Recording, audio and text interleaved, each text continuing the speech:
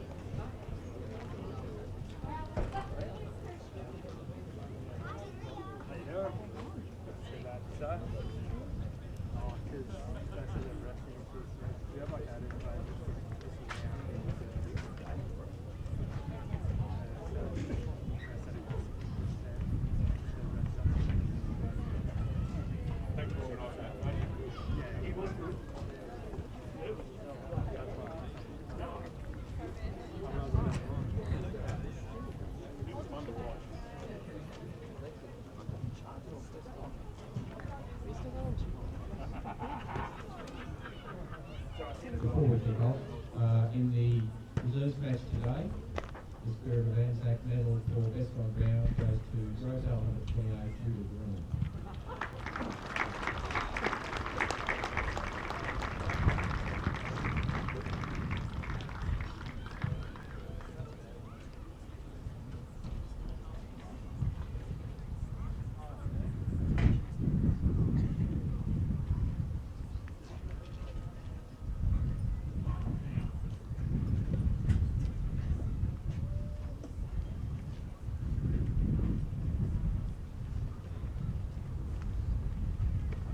Good afternoon and welcome all to this Lara for our annual Spirit of Anzac commemoration match against Grovedale Football Club. Since 2017, the Lara RSL and Grovedale FNC have been key partners in establishing this day, a tradition to recognise and commemorate the Anzacs, particularly those who served in the conflict. The ceremony today is led by Marcus McEwen, President of the Lara branch of the RSL.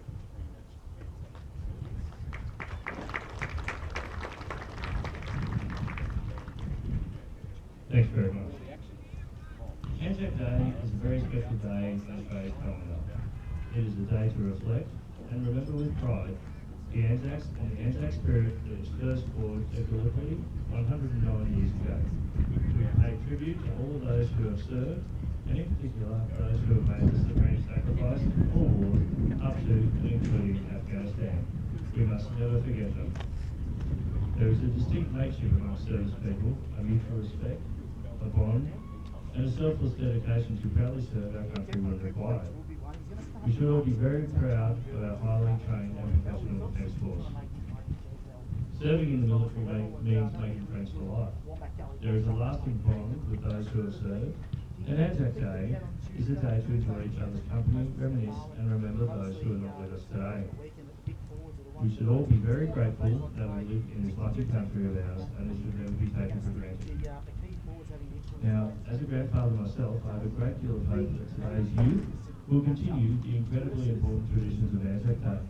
I'd therefore like to thank the Lara Football and Netball Club for inviting us here today to commemorate this special day, and I look forward to watching on as the players from both clubs display the Anzac spirit of courage, mateship, and a sense of purpose with a willingness to do whatever it takes to get the job done. So it's going to be the matchup versus the matchup today, and I think with the two power forwards, Dave's obviously only the one game he's kicked three, but in his corresponding game 2 years ago, 3-9 out of it.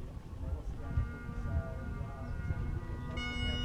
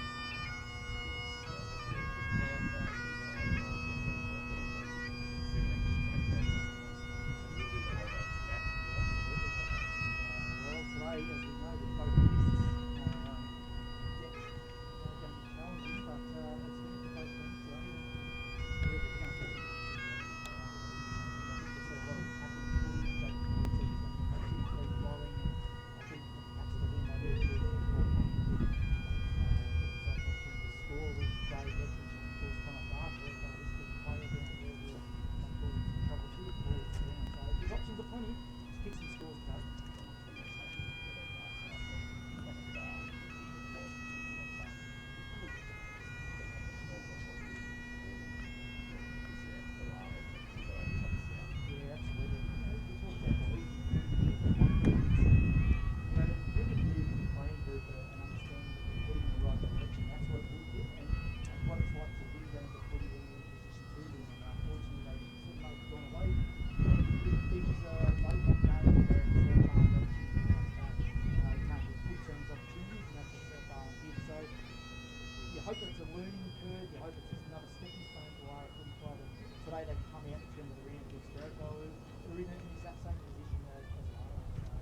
Could everyone please be upstanding for the oath?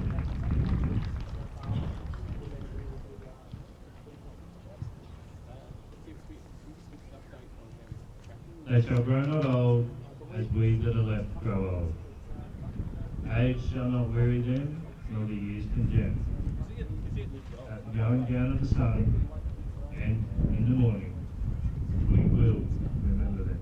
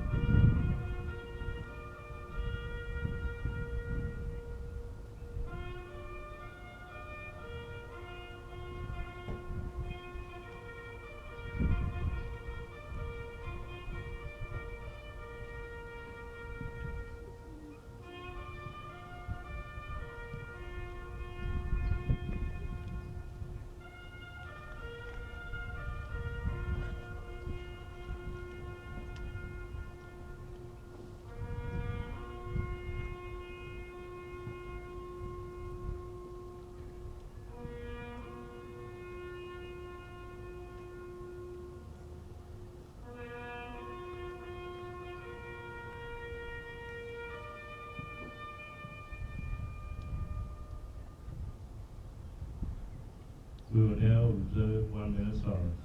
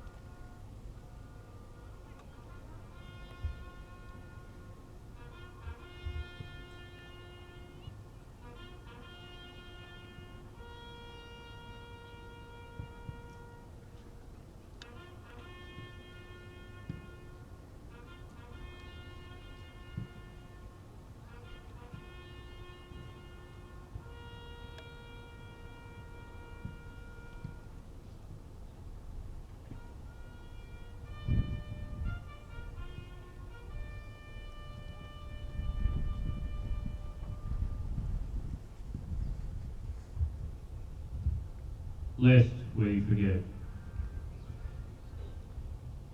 Please remain upstanding for the national anthem.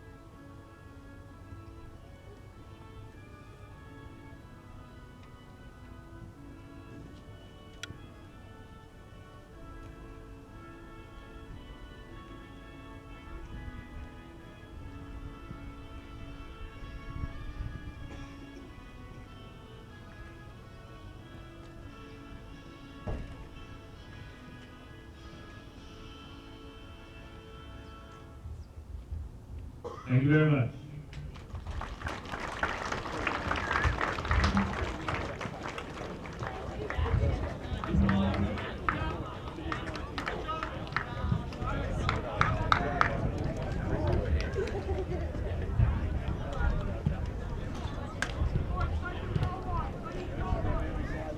Oi, Thomas! Give us a rub, mate!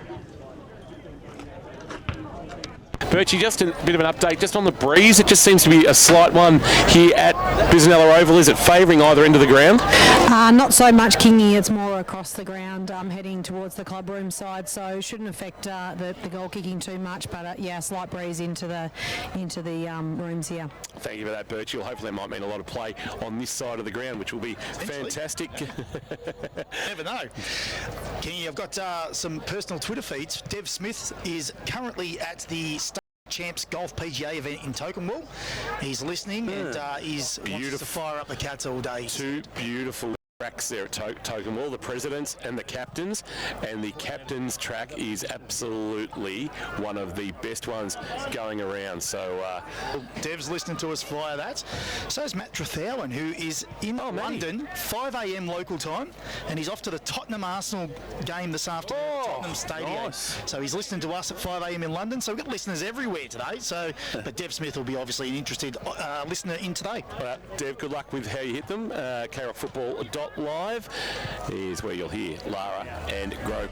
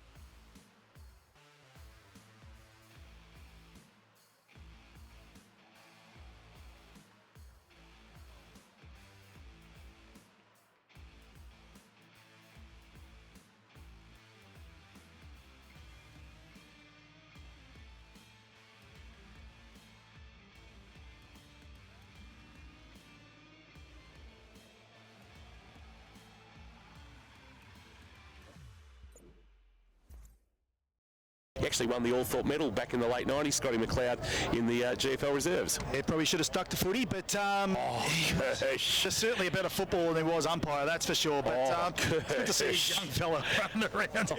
And hey, I haven't whacked him yet today. Well, and I've got a personal Twitter in a minute for that. Harry Emerson is boundary umpiring. Harry, very good cricketer. Plays with Buzz at Highton, right? But he plays at college with. He's very well coached at Geelong College as well. So, of course he is. Yes, very well coached. But personal Twitter. Have a good call, mate. Tim Dates' calendar eye are under the light tower opposite your van. So there you go. Right. Adam Jones. Right. The great Adam Jones. Welcome to you, Jonesy. Timmy Dates' calendar. Oh, that's my cousin. I know. He's a good umpire, one of the best. The poll's in too for the KFC X. KFC has a $4.95 fill up with hot rods. Get in today, pick up only. Lara 68%, Grovedale 32%, so 2-1 almost in favour of the Cats, snapping a 17-game losing streak against the Grovedale Tigers. Players are moving into position. Birchie, did you get the toss of the coin for South Point Garden Supplies by any chance? Yeah, Lara won the toss and they'll kick to the new scoreboard end. Was that toss done as part of the pre-game ceremony? No, just after, but I didn't make it out there, so umpires did it today. Yeah, all good. All right, so come on, Birchie, come on. I've missed it now. This Anzac round, it's throwing me out. How are they going to use Cooper Leach and Ryan Abbott here? So Leach is actually going to start in the ruck. Yeah, now it's going to start forward or off. I'm not sure where he's gone forward. He's gone forward, yeah. So giving Cooper Leach the first go at it and the reins and the bit of tutelage, as we mentioned, from Ryan Abbott. So let's see how he goes early against Ryan Bell. That's the matchup we spoke about earlier that is going to be of interest indeed.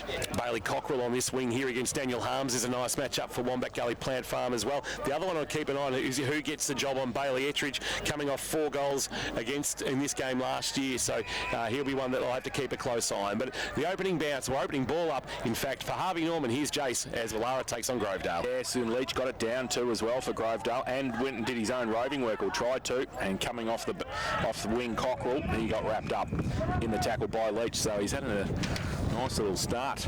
Cooper Leach into this contest. He's up against Bell, who gets it down this time for Lara. Ball spills back towards Cockrell, and Lara can go now towards centre wing. Stone takes the mark, comes back inboard. Cockrell again, just back end of centre wing.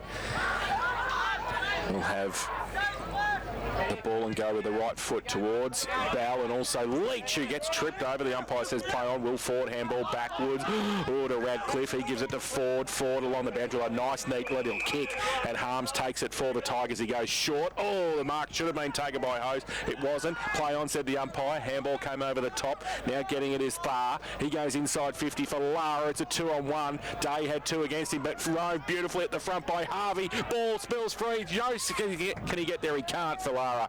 And it's pushed through for a rush behind for the Cats. And the opening score of the afternoon is to the home side. They are 1 behind. Grovedale yet to score. Harvey Norman, K-Rock, first quarter scoreboard. Aaron Stone and Will Ford will be a nice little matchup in the middle there as well, because they're both very good footballers. Right back pocket, ball in the hands of Cook for Grovedale. He goes short with a kick over the top to Deans, and Speedy then goes short onto the chest of Will Ford, who's wearing number 5 this afternoon. He goes short. The kick though poor. Bouncing ball. Chance here for Thar. Been busy early. Jams it on his left boot and finds a marking target in Bailey Harvey. Harvey, normally in the 33, in the 3 today, sends it to the goal square. Wants a marking target. Won't find one. Here's McCarthy on debut for the Tigers. The former Tatura player, Goulburn Valley representative last year in Interleague against the Ovens and Murray. He goes short to Deans. That's smart play. Just kick it to your co-captain in your first game. Speedy, one of the veterans of the competition, now goes short into the right back pocket, back to McCarthy. McCarthy fires a handball over the top, asks a lot of Ferguson. McCarthy provide good follow-up run, and they'll get the ball out of there. Handball over the top, back towards McCarthy. No room to work with. Slick hand at the boundary line. Will Jeffrey in the helmet, gave it to Deans. Went looking for Gillett off the hands of the pack. It'll fall. Big Bell. He was clean below his knees. Stone involved, and now the clearing kick for the Cats towards half forward. Yeah, back to centre half forward, but coming out in front. Or Grovedale, they should have taken the mark. Weagle down there. In fact, it's Jose. He gets it there, and he's wrapped up straight away, dropping that mark. Whiskin for Grovedale, and Jose was able to hold it up inside forward 50 for Lara. So they're attacking. Same hairdo, Jose and Weagle. That's why you confused them. Correct. They've both been to the same barber and got the number 0 coming towards the right forward pocket for the Cats. Can the Tigers keep it in? They can. Over the top to Deans, along the boundary line to Harms. Just waits and just tries to measure the pass. It's okay. The mark. Oh, hello. The second time that Angus Hose has dropped a mark and he's been paid. Yeah. So right in front of the best seats in the house. Thanks to Atco service stations, it's going to be Angus Hose with the footy for Grovedale. Ball to play on. Sends a kick to the wing, looking for Jeffrey off 2 feet. Jump, couldn't take the mark. Clearing handball came from Tom Reynolds. Ball at ground level for the Cats. He missed the target, and it's going to be locked under a pack here. It's not coming out, and we're going to get a ball up. Last man up for the Cats is Cam Edwards, and we'll get a ball up right half forward. Bell puts his hand in the air. He'll go against Leach.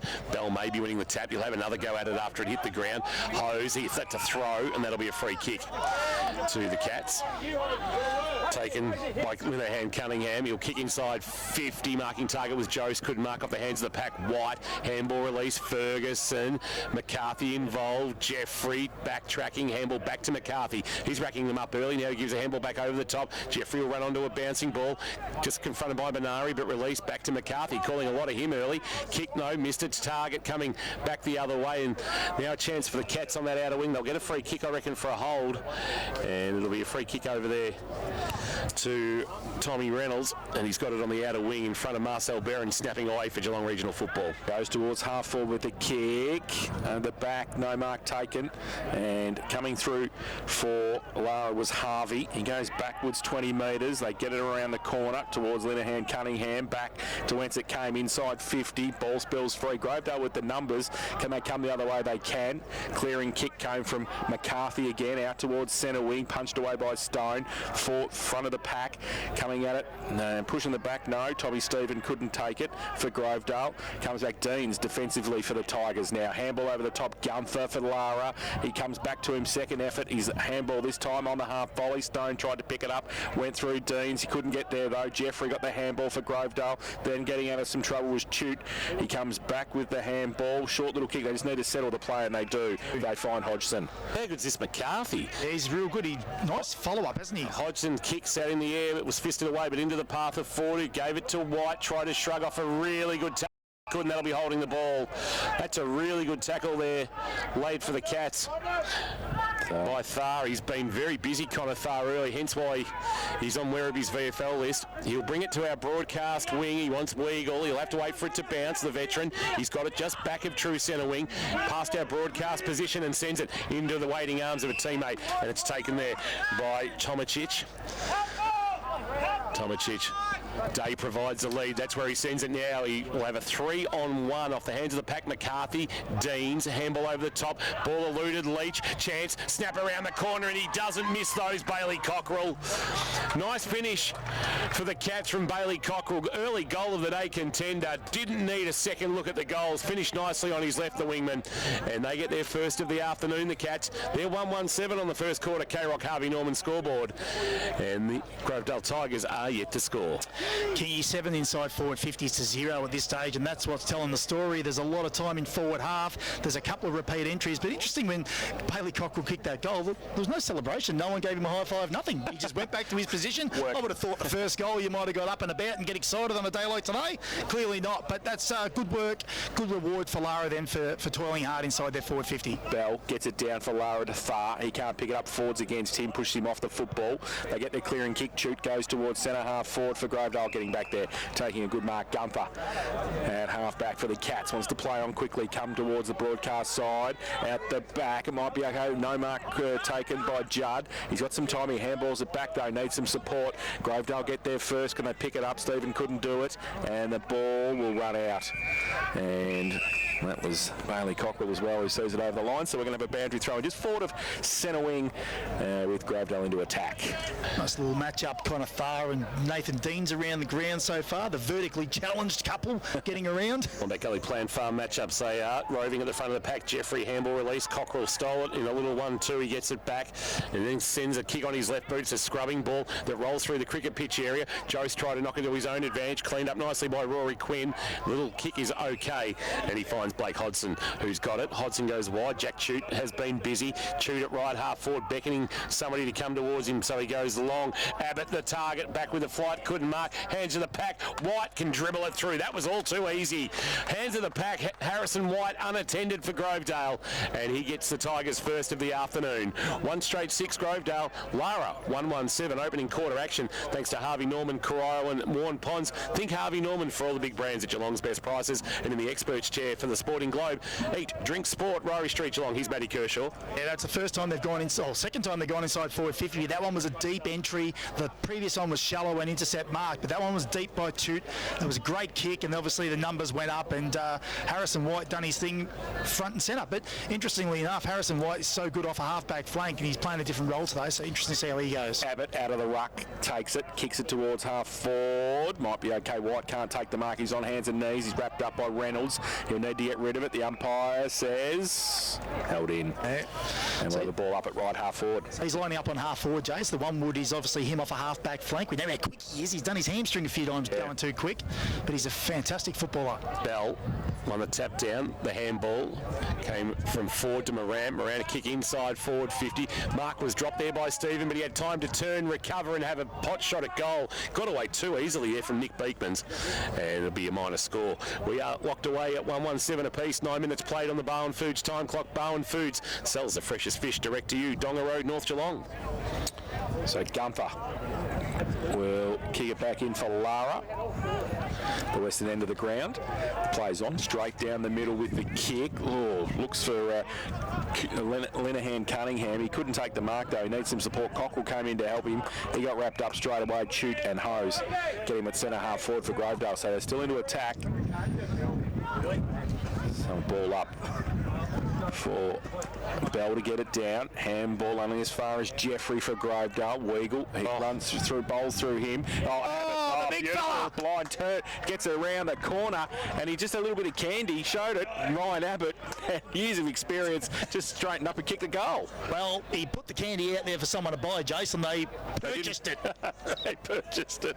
So the second for Grovedale, they go to 2-1-13, and they now take the lead. Lara 1-1-7, Harvey Norman, K-Rock, first quarter scoreboard. Well, after that first shallow entry where it was intercept mark, they've had 3 inside forward 50s for 3 scoring opportunities. So once they get in there, they can show that they're dangerous, but Weagle just needed to keep that ball in front of him, and it clean bowled him below his knees and obviously into the hands of Abbott. So just maybe a little bit of an error there by the Lara defenders. Abbott and Bell. Abbott got higher and one. The tap down coming off the edge of the centre square was McHugh. He gave a little handball off. That's Chute on the cricket pitch, or the cricket pitches were over summer for the Lara Cats. I'm sure Danny Hughes made plenty of runs over summer. He'll tell you about it. Tap down by Bell. Far had his kick smothered. They'll fight for it at ground level, including Linehan Cunningham and also Chute. And we'll get a ball up. In fact, that is Josh Smith at the bottom of that pack for the Cats. Bell maybe winning the tap down this time. Chance for Deans. He put his head over it. Jammed on the boot by Chute though for Grovedale. Rolling ball towards half forward. Tommy Stephen, he's surely held without the footy by Beekman's. Umpire said play on. Moran overran the footy. Thar, old-fashioned coat hanger came there from the queue. And there'll be a free kick for Connor Thar, who's been very, very busy early for the Cats. So he's just on centre wing. You can't get that low to tackle him. He's short-statured as well, isn't he? He's a small boy, but he goes hard at the footy. Right foot kick is great to half forward. That was great. A brilliant kick. And just a little bit of separation as well for Bailey Ettridge to take the mark, and was able to do it at right half forward, about 50 out from goal. Are they real 50s here? I think they're 47, Jace. To be 47, fair. 45. So is that a mark inside forward 50 where he's standing, or was it a mark inside 47? Well, yeah, that's right. Well, it doesn't matter. give it to him. We'll give it a mark inside 50. Well, it's still a mark inside 50. Well, technically, yes. By my stats, it'll be. He's going to kick with the aid of a breeze. These Kerr's higher stats are very on the mark, Kirsch. They're not bad. They're close. I do drift every now and then, but concentration gets me. Bailey Ettridge comes in. Is he going to drift the football? He's going to drift it straight through. I tell you. Oh, very close. It just went to the right-hand side. And Dutch would have kicked it. Yep, a little slight fade. The Avalon Doctor will be in later, so you got to be aware of that. 1-2-8 Lara, Grovedale 2-1-13 Harvey Norman, K-Rock. First quarter scoreboard. Short kick in, marked by Hose. He goes wide, but he's turned it over. Good stretch. And the mark taken out there for the Cats. Turn and kicking a high ball was Edwards to the top of the square. Went through the arms of Deans and then landed back in his arms. A handball on the bounce. Morant has it in the back pocket. He'll have a bounce and then kick on his left. Sends a kick to the wing to Leach in a one-on-one. He was outpointed though by Gunther. That was a good defensive mark by Gunther. A Hamlin hanger contender. Wants the middle of the ground and it's a well-weighted ball. Linehan Cunningham cuts back on Harms. Sends it to the pocket. And Jose has stretched and marked. Good take. The work of Gunther in that defensive one-on-one against Leach was nice. Yeah, he's becoming a very good footballer, Tommy Gunther. Behind the ball, he used to play forward, went behind the ball, and he's become a very good defender. Dylan Jose to put the Cats back in front. After kicking the first of the game, they've seen White and Abbott kick goals. He's drilled that. He's absolutely hit that like a tracer bullet, Dylan Jose. That went about never higher than goalpost height, and they're not high goalposts here either at Lara, and that was an absolutely scything ball, and he's kicked a goal, and the Cats are back in front on the first quarter. K-Rock, Harvey Norman, Corio and Warren Pond scoreboard. 2-2-14 are the Cats of Lara. Grovedale 2-1-13, and we've played nearly 14 minutes on the Barwon Foods time clock. You have a look at that forward line, and they certainly have got those marking options down there. Dylan Jose has been doing it for a lot of years, and you know, if they can get it in deep, they've got Mitch Day, Ettridge is hitting up, so they've got those players capable enough of kicking a bag on their day. Fell gets it down in the middle far. His kick was short to Ford. The two number 5s go at it. Will Ford through the middle for Grovedale. Just leaves it for Abbott, who just gets it clearing. Quick kick towards centre half forward.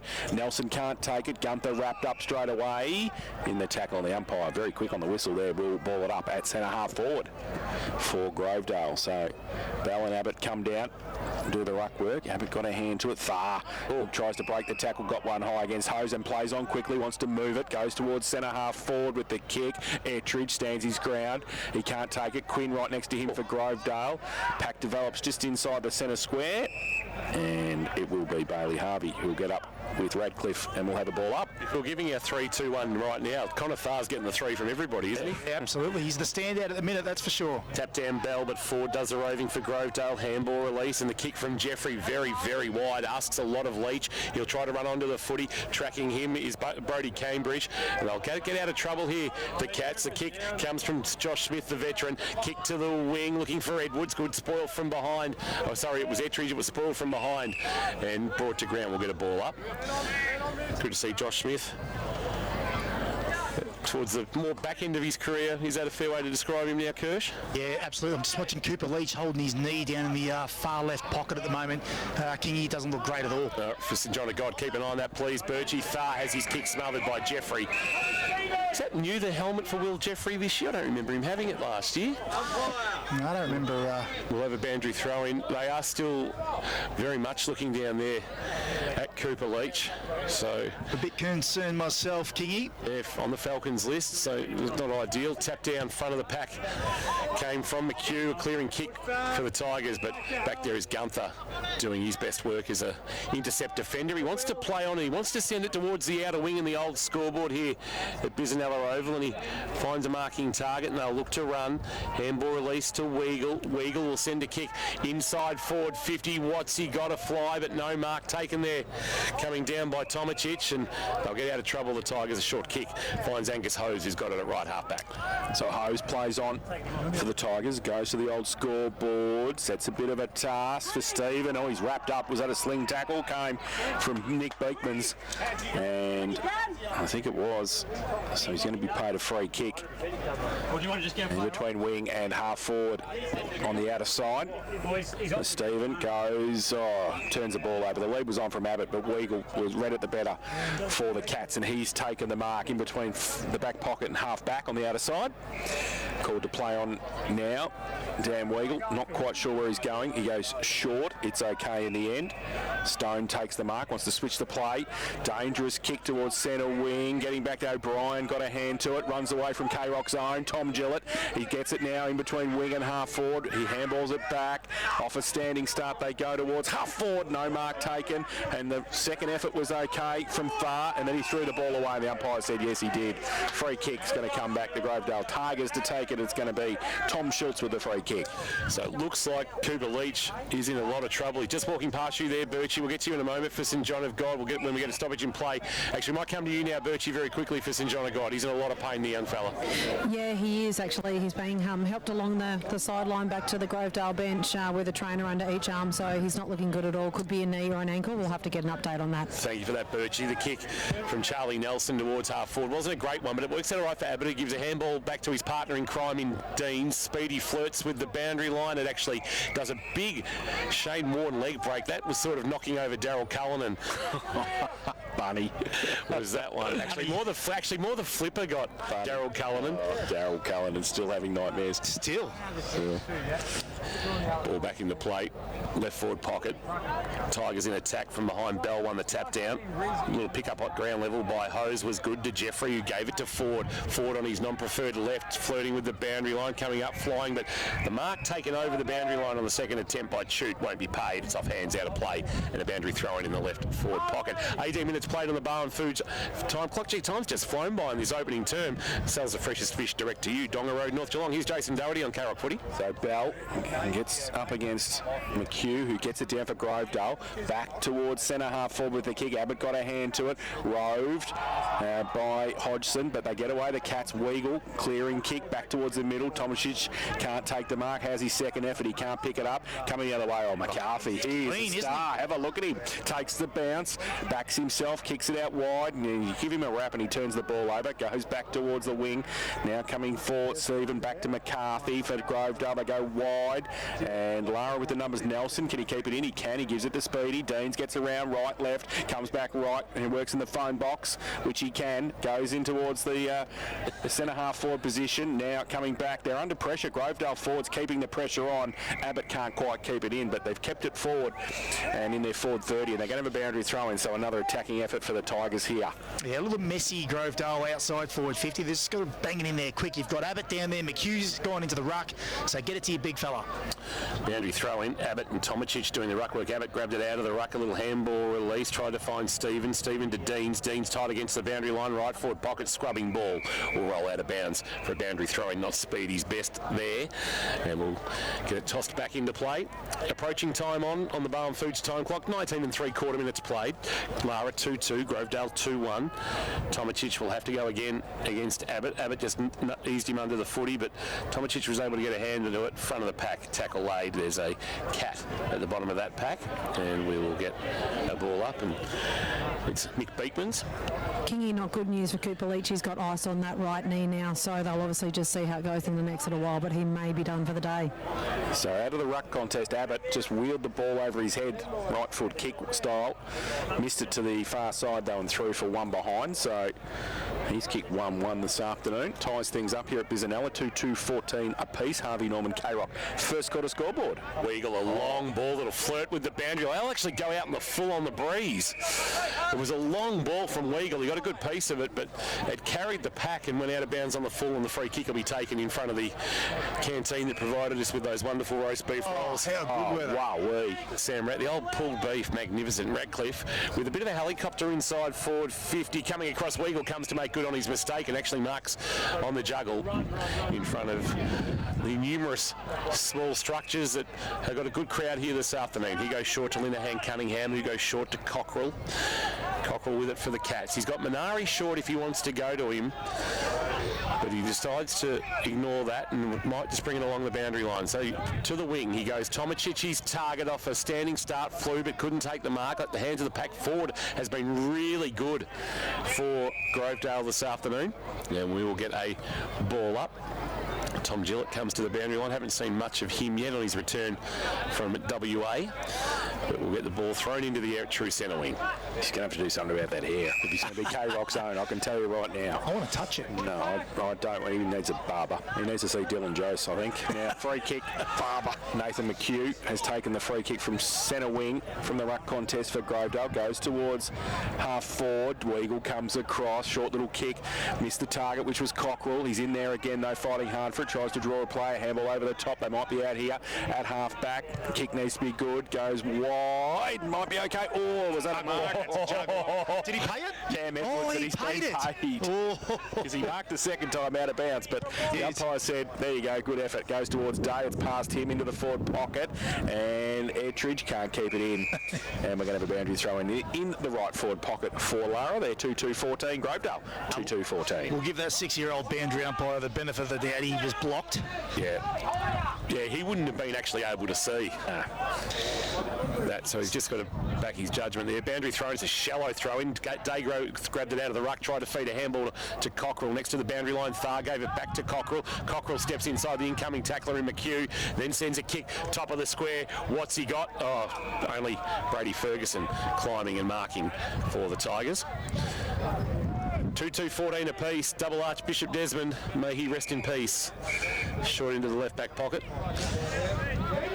to Deans, who's been busy as well, speedy this afternoon. He might be looking at an Anzac Day medal. Long ball, Abbott his target, just...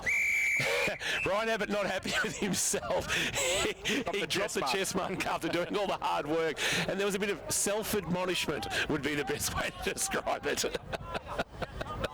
Andrew throwing right in front of the best seats in the house thanks to APCO service stations. It's going to be a Tom Gillett, K-Rock's own in the ruck against Tomajic. Gets it down Will Ford, handball to Harms. He looked up before he got the footy. Thar, he gets wrapped up, gets rid of the football as well. And the umpire will come in.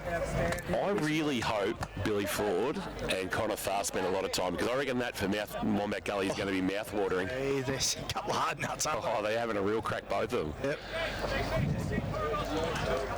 So Gillett got it down in the ruck contest. It favoured him. Ford comes in, puts a tackle on again. Pack develops. Still at right half forward for Lara. And it's still 2-2-14 apiece here. We've played 24 minutes. First quarter. Time clock thanks to Bowen Foods.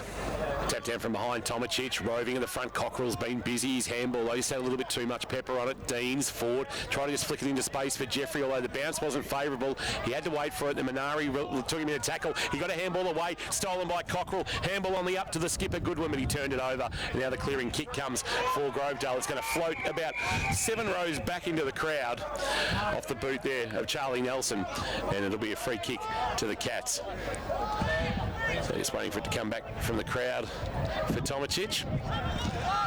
He's now called to play on as he stepped around off his mark, because the way Abbott set himself up, he thought he was actually going behind the mark. Well, Gillett's just hurt himself there. He's just caught one to the backside, kicked towards the goal square. Jose has marked and he'll goal. I was keeping an eye on Tom Gillett after that marking contest, reaching for his glute. And Dylan Jose, as the kick came in, has got his second of the afternoon, and the Cats lead by 6, 3-2-20, playing 2-2-14 opening quarter action. Thanks to Harvey Norman, Cryo and Warren Ponds. Think Harvey Norman for all the big brands at Geelong's best prices. Yes, he stood in the hole then, Tommy Gillett, and he copped a Mitch Day knee in the buttocks, and Mitch Day basically yelled at him and said, if you want to stand in the hole, that's what you're going to get. He yelled at him twice, and I'm tipping they were the words that come out of Mitch's mouth. It would have been, get out of the way, Tom. Exactly right. Or you're going to cop what's coming. That's right. You've got another bum cheek I haven't got yet, so you keep standing there, I'll get that one too. Oh, gets it down from the middle beautifully. They come, Lara, go deep for, that's a goal. Has it run? Oh, wow, that was straight from the middle. CLC. And it was, it was Connor Lenihan Cunningham.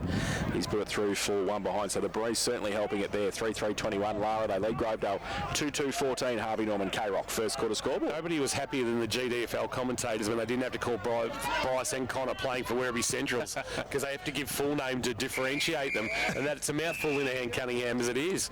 Correct. It's out of bounds from the long kick in off hands, and we'll get a boundary throw in front of our best seats in the house. This is for APCO service stations.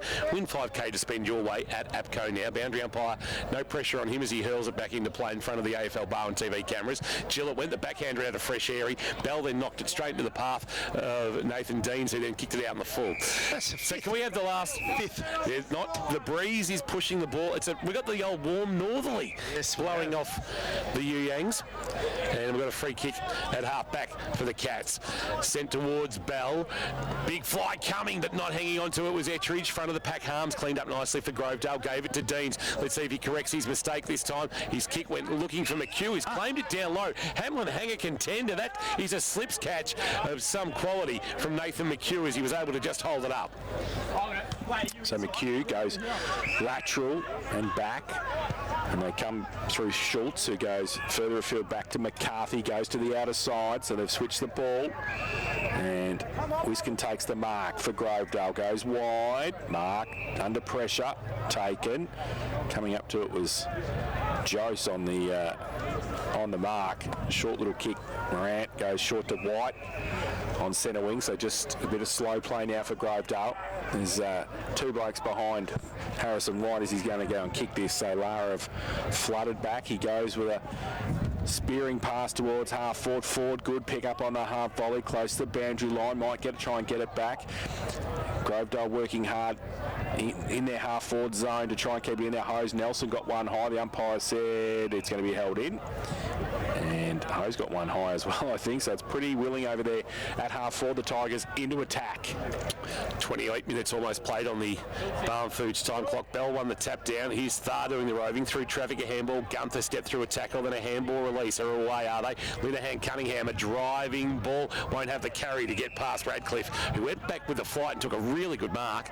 And then laterally he kicks. It's okay. It's weighted onto the chest of Rory Quinn, who's just inside defensive 50, saying, let's just slow things down for the moment.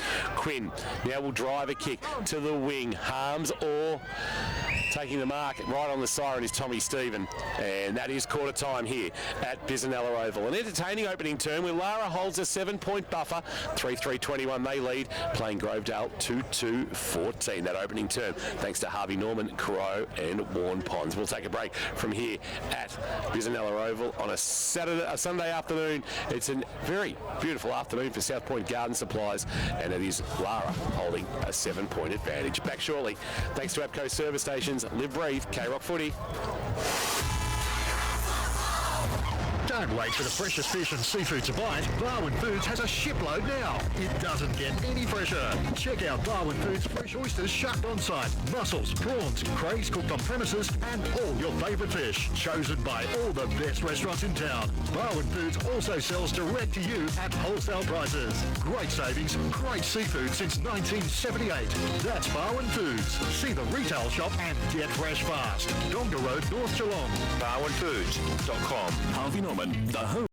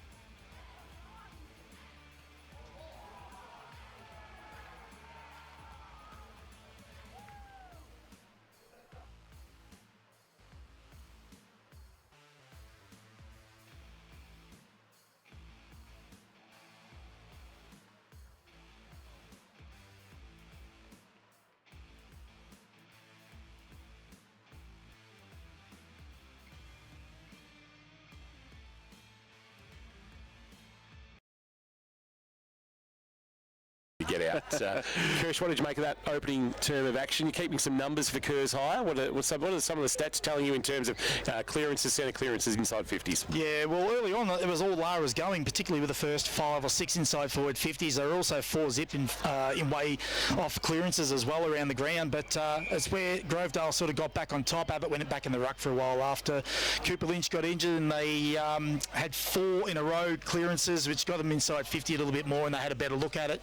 They lead the clearances 10-7 in favour of Lara Grovedale, but Lara have the sway inside 50 with 12 v 10, but it's the intercept marks are the ones that are of interest, and Lara have got 6 intercept marks to 3 at the moment, so they're getting the ball back pretty quick and getting it back inside their forward half. So a bit of an interesting game. It's a bit up and down at the moment, so the game will open up and we might see some free-flowing football and some more marks inside forward 50 as the big fellas get a hold of this game. What's Cooper White done? Birchie, where are you? If you get a chance to get to... What's Cooper done? He's got the old arm and a little... I've never seen that before. Sort of RoboCop sort of arrangement. Not exactly sure about that. Birchie, Danny, you've got Jacob Spalding standing next to you, and he might be able to give us a bit of an update about young Cooper Leach.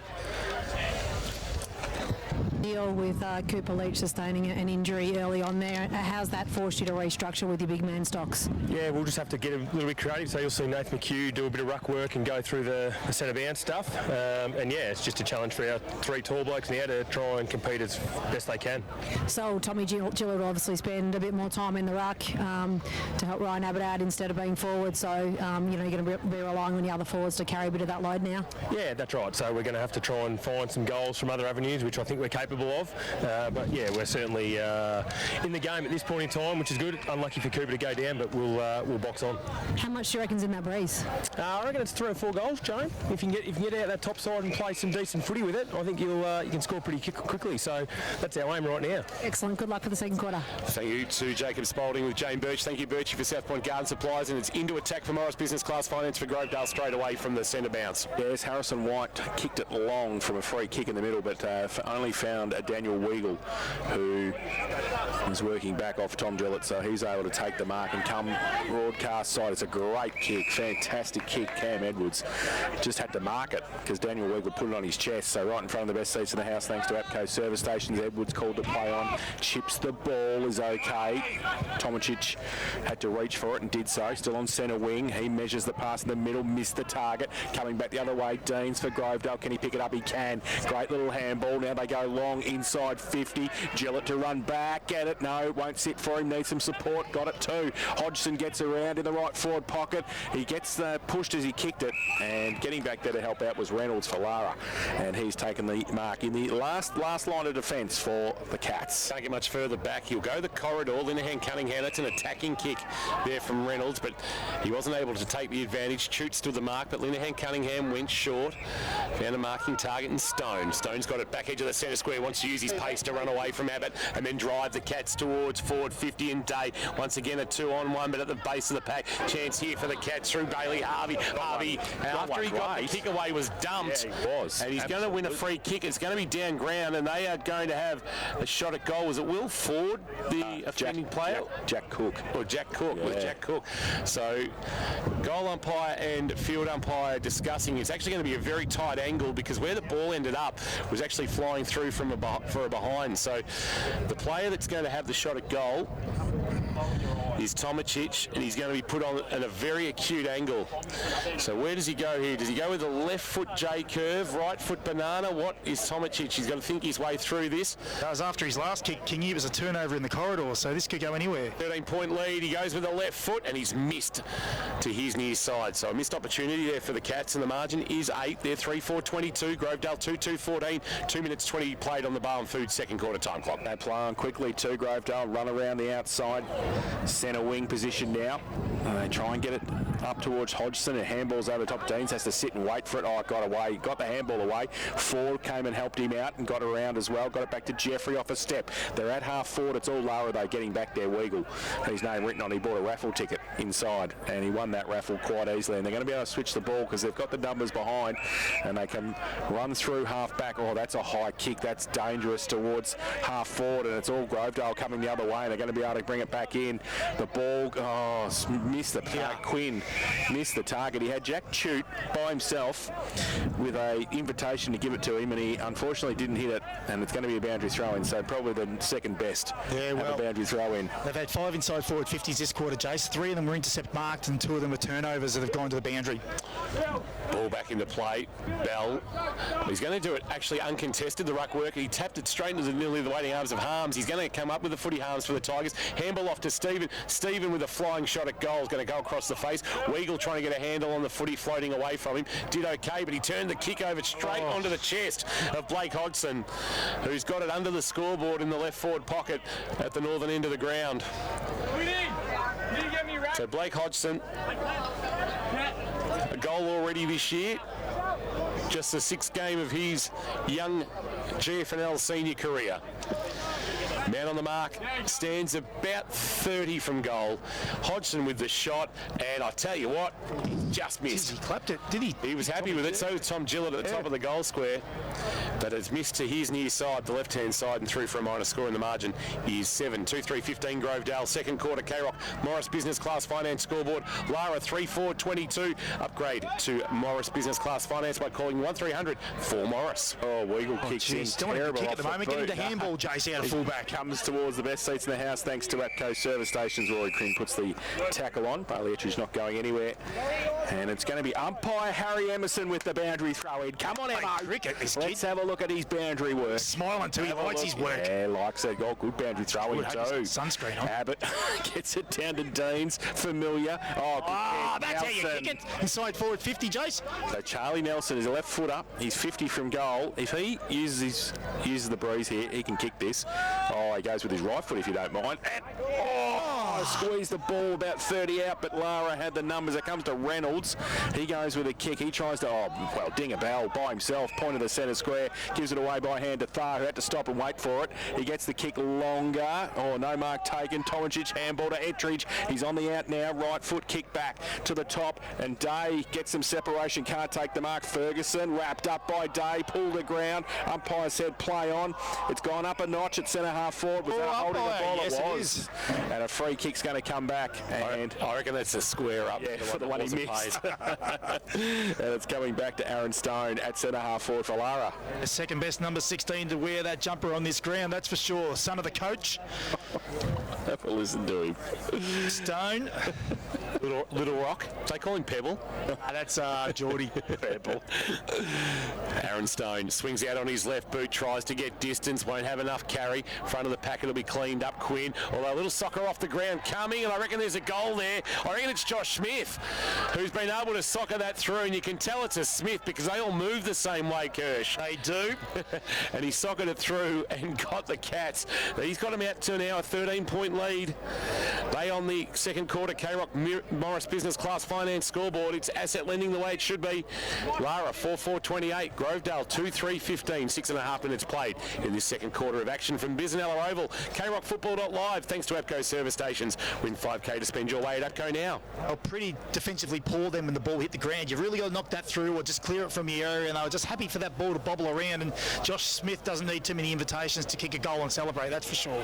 Both ruckmen get a hand to it in the middle, White wrapped up by Stone, who basically puts a saddle on him and starts riding him in the third at Werribee. He was that far into him, so he got up now. Bell in front. Abbott though used the body beautifully and got the handball away to Harms. His right foot kick, that's better. Nelson dropped the mark he should have taken. And now his second effort was all right though. He got the handball out. Who's he got? He gets a handball further forward, has to sit because that's holding the ball. So Lara doing nicely across half back far.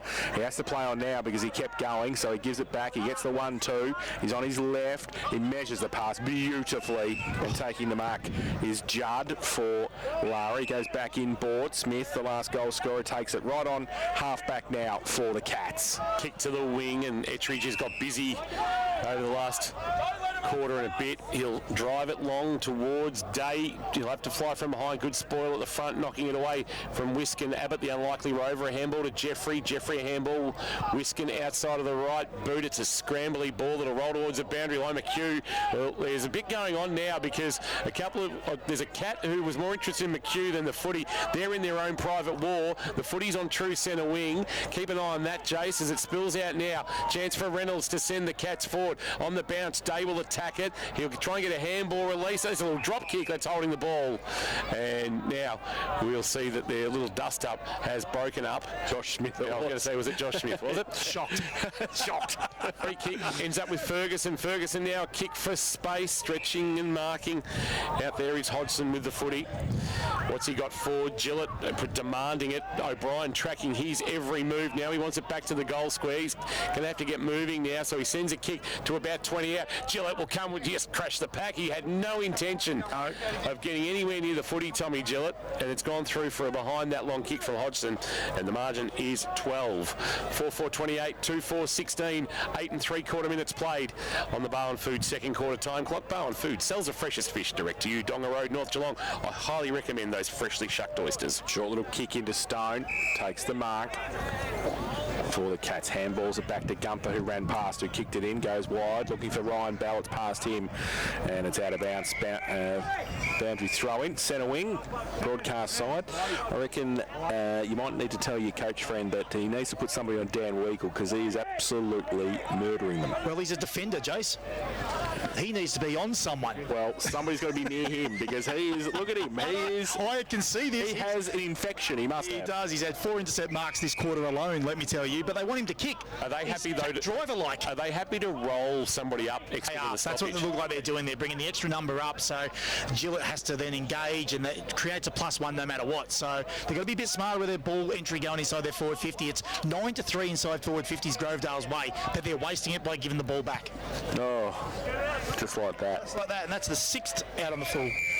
For Curse High, 100% locally owned and operated in Geelong. Sam Radcliffe's high kick left a little bit to be desired. Aaron Stone with the resultant free kick for the Cats. True centre wing.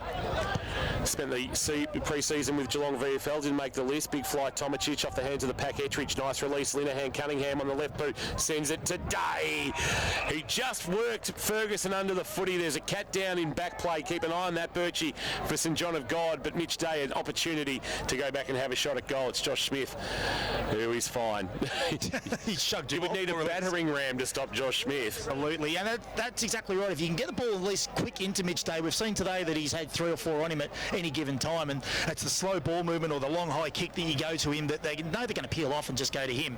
So get it in one-on-one gives him a chance. Mitch Day coming off 3 goals last week in his first game of the year for the Cats, and he's made no mistake there. A player of his quality, Mitch Day, kicks the major, playing game 133 this afternoon. Kirsch, that's goal 274 of his career. He's racking up some big numbers, and you've got to remember he spent some of his best years playing in the Bellarine at Geelong Amateur, where he won an Ash medal, of course, and led the goal kicking for Amos. 5-4-34, 18-point buffer now for the Cats. Grovedale 2-4-16 in this second term, thanks to Morris Business Class Finance. Absolutely, and look, over the last X amount of years, it's really been Mitch Day focus going inside their forward 50. So they've got that other big there with Dan Lara when he plays. Tomacic has now gone down there as an extra big, so there's an extra focal point to try and get those one-on-ones more consistently with him. Abbott to Deans to Ford, out of the middle for Grovedale. Jeffrey with the kick. Oh, over the back. He is racking them up, Weigel. And he's 3 foot taller than Angus Hose, unfortunately, there. Was able to take the mark second in line. And will be able to drive the ball back towards centre wing with the kick. Again, the breeze out towards Etridge. I had the name written on it as well, and plays on quickly. Goes towards half forward. Day on a lead. Great mark. Centre half forward. Oh, hit him in there. Falcons Nathan McHugh, who but the ball goes in the end towards Gunther, a long way from where he normally is in defence, and he puts it through for one behind. So Great movement of the footy until it falconed into Nathan McHugh's head. 5-4, 5-5-35, Lara, Grovedale 2-4-16, Morris Business Class Finance, K-Rock, second quarter scoreboard. We needed ball tracker on that ball to see where it would have gone if it didn't hit him in the noggin. That's right. McCarthy will go very, very long and very, very wide, asking for a mark. Up went McHugh, couldn't hang on to it. Little boot forward Hodgson, but they're going to turn it over here. The Cats, after winning the footy, back to Deans. He caught one high, surely getting a free kick against Jake Smith. He's a little bit sore there, Nathan Deans. Did cop a poke in the eye potentially for St John of God. Takes a lot to bring Speedy down. He will pick himself up and dust himself off, the veteran Tiger. It's reaching actually at the back of his neck. He's okay. He's been a GFL great, Kingy, hasn't he? Not just a Grovedale great. He drives a kick, looking for Gillett on the lead. Good spoil. O'Brien knocked it away. Cats have got numbers there, although Nelson came in, tried to knock it out of the pack. Umpire said, give it to me. I'll ball it up. Top of the 50-metre arc, or just inside 50, in fact, with the Tigers, who trail by 19 in attack and needing a goal. Bell gets it down for Lara. Ball spills free. The kick back towards the middle. Cats have got the numbers 3-on-2, but Grovedale came and then Morant got it out wide with the left foot. Ford had to sit and wait for it. Cockrell comes at him. High tackle. Should be a free kick. Is Will Ford. Bailey Cockrell. He wanted to dispute that. Can't believe the call. Ford. Right foot kick high. Oh, that is just made for Weagle. He goes up. Free kick. Hold though, umpire said. And Grovedale's going to have the free kick. And I think it's Ryan Abbott with the free. Jay, so I'm not sure about these inside 50s. Look, they've had 10 or 11 this quarter already. I haven't counted them up quickly, but they've had a couple since the last update. It's the long bomb every time. Gillett is not going to mark it every time, and neither is Abbott, no matter who you're playing against. You've got to lower your eyes and at least hit up some other targets. So Ryan Abbott gets a free kick 20 metres out directly in front, and the Tigers need this goal. They trail by 19. He needs to put this through for his second of the afternoon. The goal umpire doesn't move. So Ryan Abbott helps out the Tigers. They go to 3-4-22. Trail Lara 5-5-35. Morris at Business Class Finance. K-Rock second quarter scoreboard. It's asset lending the way it should be. Call 1300-4 to upgrade to Business Class Finance. And in the experts chair, thanks to the Sporting Globe. Eat, drink, sport. Rowley Street, Geelong. Here's Kirsch. Yeah, I'm not being too harsh on Grovedale. It's just their decision making when they do come inside their forward half to get the ball inside forward 50. Yep, you want to use the breeze and launch and get it inside your forward 50 when you got the bigs, but you also have to be smart and lower the eyes at times and hit up some other targets, because Weagle's taken 5 intercept marks this quarter alone, let alone for the whole game, Jace, which is probably sitting on about 7 or 8 already. So just lower your eyes a little bit and you'll get more value with your inside 50 opportunities. You want to Kerr's highest stat? Thanks to Simon Hose, Grovedale co-president. Grovedale's A-grade netball have won for the first time since round 10 2019, 1,772 days. Wow, well done. That's great. Well done to the Tigers A-grade netball as they try to rejuvenate that section of their club. That's great. Hosco's just down in front of us, does some of his best work on social media too. Double pit palm down by Bell it was, but they're going to come up with it here, Grovedale. Handball out wide, missed its target in Jeffrey, but here's Deans again, who's been a live wire. Kick into the path of Harms. Harms will have to just hope it sits up nicely, and it did for him. His little kick, though, didn't do him any favours for Ford, but there's going to be a downfield free kick, is it? It is. He was pushed after he kicked. I think Smith got into him, by Smith. And the free kick will belong to Billy Ford. Coming off 28 touches, 7 clearances against West last week, did all he could to keep the Tigers in the contest. Man on the mark, about 45 from goal, if that is a 50, so he'll kick from 49. He's hung it out to the left to work it back on the breeze. It's not a bad effort. Abbott flew on the line, couldn't mark. Happy to rush it through from behind is Cody Beckley, a minor score for Grovedale. A rush behind for the Tigers, and the margin is 12, 35-23. Quick Eagles turned it over again. Quick kick in, and Chute couldn't take the mark. So it's going to come back. Free kicks are going to go to Minari for the Cats. Sounds like two Formula One cars brought together, Ferrari and Minardi. Minari goes towards centre wing. Oh, Ettridge imposing himself across wing half forward at the moment. Bailey Ettridge plays on now, takes the mark, goes long. It's a 2-on-2 day. It's past him. It's also past Jose, and running past is Connor Tharr with the right foot kick outside of the right boot and across the face of goal through for one behind to him. So the Cats go to 5-6-36. They lead Grovedale 3-5-23. Morris Business Class Finance K-Rock. Second quarter scoreboard. Surprised Thar didn't tuck that under the shoulder and just go. Yep. Yeah. Long ball from the kick in for Gillett. Couldn't mark. Cody Beckley back there for Lara. Handball went backwards. Asks a lot of Tomacic. He turned and snapped a kick around his body and barely went 15, but Gunther has taken the mark in front of the old scoreboard here at Lara. It just sits there as a relic of the past. Does the old manual scoreboard, giving way to new technology. A long ball into the right forward pocket, spoil from behind from Quinn. Knocked it to ground level. Front of the pack, Hodgson. Or Wiskin is it's Wiskin for Grovedale, and he's held up. We'll get a ball up. Right forward pocket. Shoot to do the ruck work against Day, horribly outsized. Day, they couldn't hit a target. He tried to get it towards Aaron Stone, and Stone overran the footy, and Shoot, who did the ruck work, now picks up the loose footy, drives it to the wing, off the hands of Abbott. Ford just hacks it forward, and it'll be a foot race now. Tracking it back is Cambridge. He'll have a couple of Tigers for company. Ball got away from him. Hodgson a handball back. Abbott a dinky little kick over the top. That's well thought through, and the mark taken on the chest there by Charlie Nelson. He didn't panic, did he, Kirsch? No, he didn't, and that's exactly right, because there was players coming at him with frontal pressure, and you're right, and you clapped, Jason, rightly so, because we just spoke about the decision-making of them going inside forward. Well, Ford just saying, well, I'll get this forward and then just 100%. See where my numbers are, and it was 3-on-1 and taking a foot chase.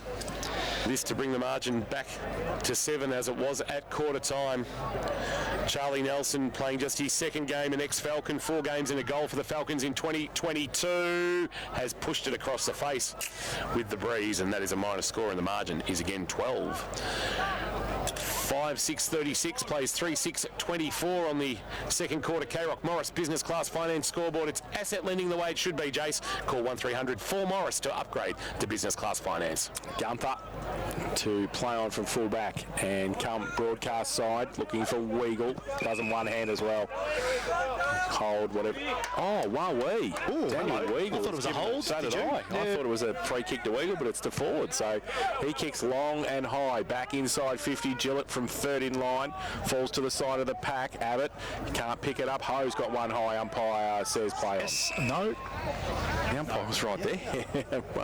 Okay, well, Angus Hose doesn't get a free kick. It's going to be ball up, right forward pocket. Grovedale into attack. And trailing by 12. Abbott to do the ruck work. Tomacic running the tap down. Weagle, the clearing kick. It'll bounce just inside the field of play. In fact, it'll pitch back into the arms of McHugh, who, with no composure, puts it out of bounds on the full.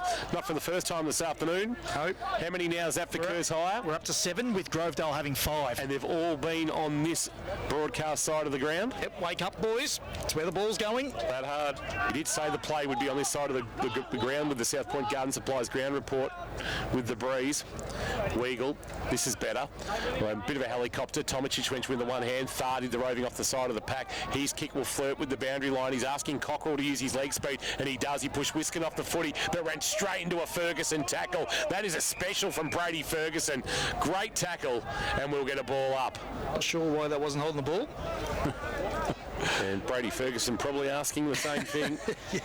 It confuses me more and more each week, Jace, you know that? Yes, I know. Bell gets it down for Lara. Thar roving again, gets the handball out.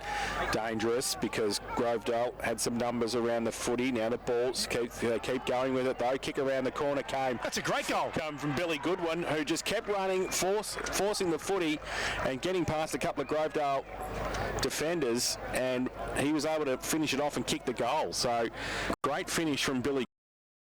And they just kept moving the ball. Ryan Bell and also Connor Thar, who's had plenty of the football in this first half, was able to push it forward, and Billy Goodwin did the rest about 30 metres out from goal. And the scoreboard has died here at Biznella Oval, so maybe they should go back to the old manual one. They might have to put it back into action.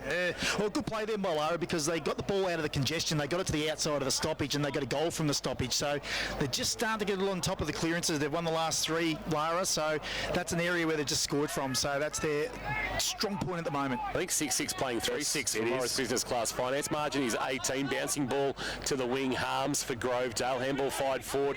Shoot back to Harms. Harms loops it over the top.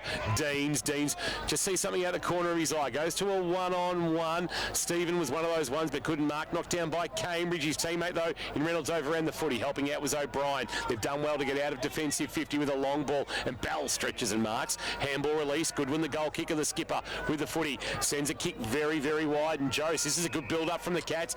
Day will be the target, you would suspect. Sends it long in that direction. Back with the flight. Daisy couldn't mark, but there's good mark back there. A Hamlin hanger contender.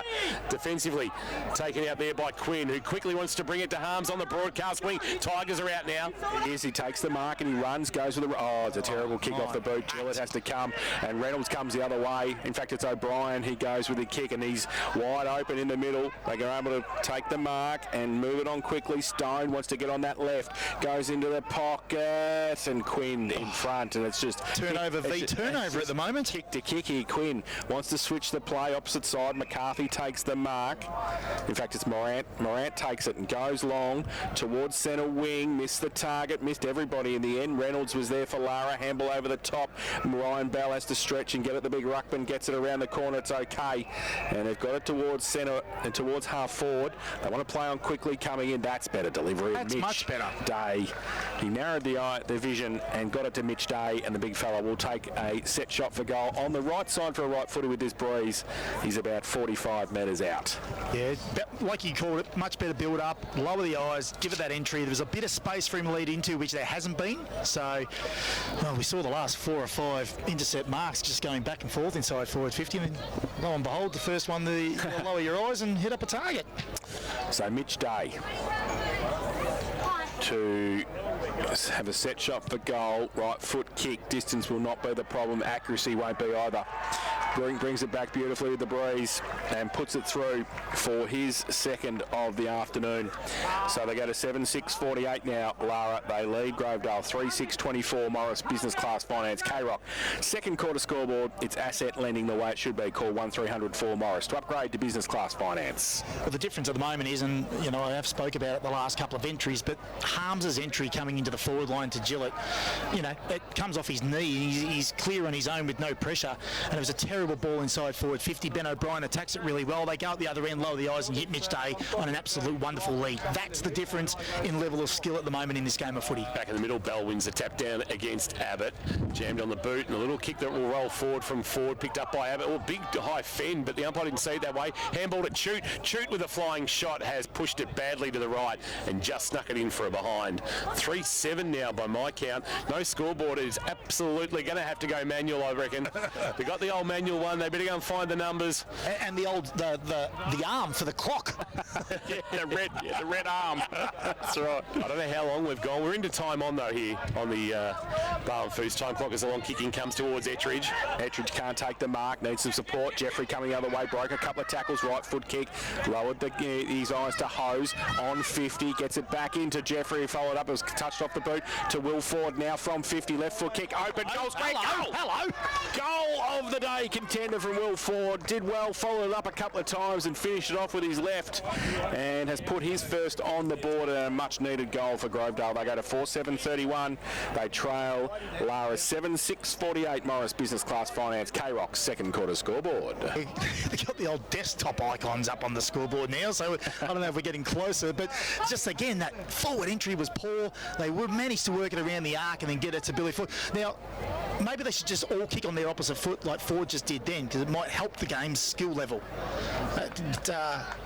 Deviate really much from above the goal umpire's cap, that one. Bell won the tap down, then did his own roving. A handball on the bounce, back to Smith. Smith for Lara, barrels it inside forward 50, not a great kick, although there's going to be a free kick, I reckon, to Ettridge, given away by McCarthy.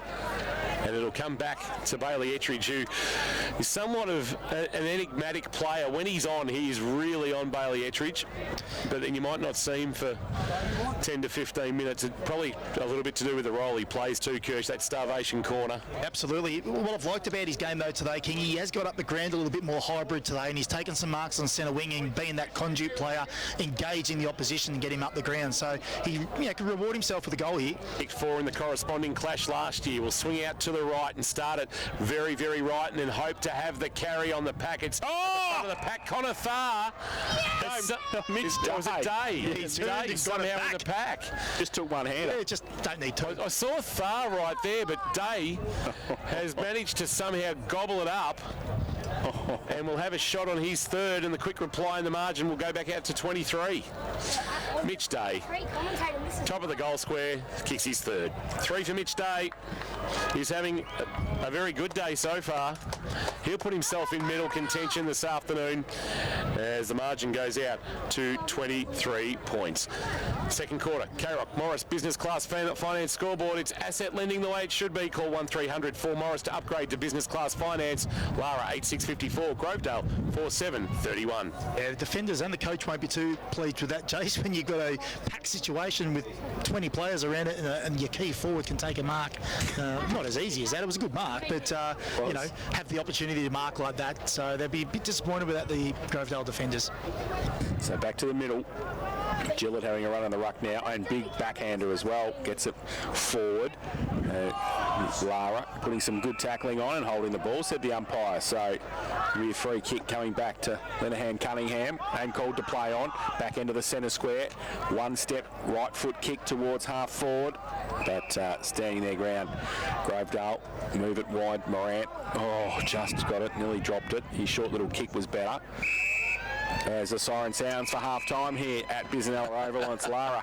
8-6-54, they lead Grovedale 4-7-31. Jack Shute for a moment there was pointing to the umpire, so they might have a shot here, even though he was back of the Weagle. There's a bit going on here. Ford and Weagle are just exchanging pleasantries there for the moment. Weagle just having a couple of kind words to Billy. Might have just said to him, nice goal, a little bit earlier, and Billy might have said, geez, you're winning a lot of the footy, Dan. Might have said, see you in GCA 1 next year, boys. Yes, of course, St Peters. Yes, on their way up. Yes, Billy and Luke have done a good job up there with the cricketing ruse. They have. As we head. Are they the ruse in the cricket? Or they're just the Saints in the cricket. They're not the ruse.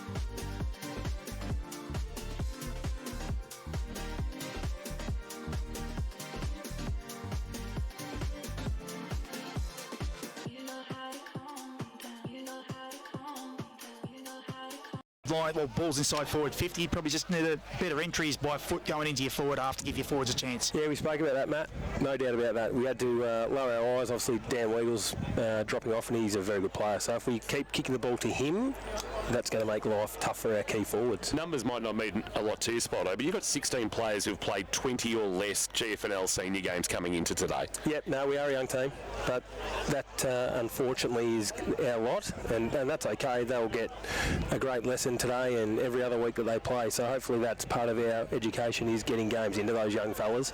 And if we can get them to a level that they can play a bit more consistently, then we'll be okay. Spoldo, we'll let you go. Appreciate your time. Thanks, man. Jacob Spalding joining us there. He's about to head to the coach's box. How good is that access? Being able to get that in-game. Yep. The coaches are so engaging with us, it's fantastic. Yep. We really appreciate it too.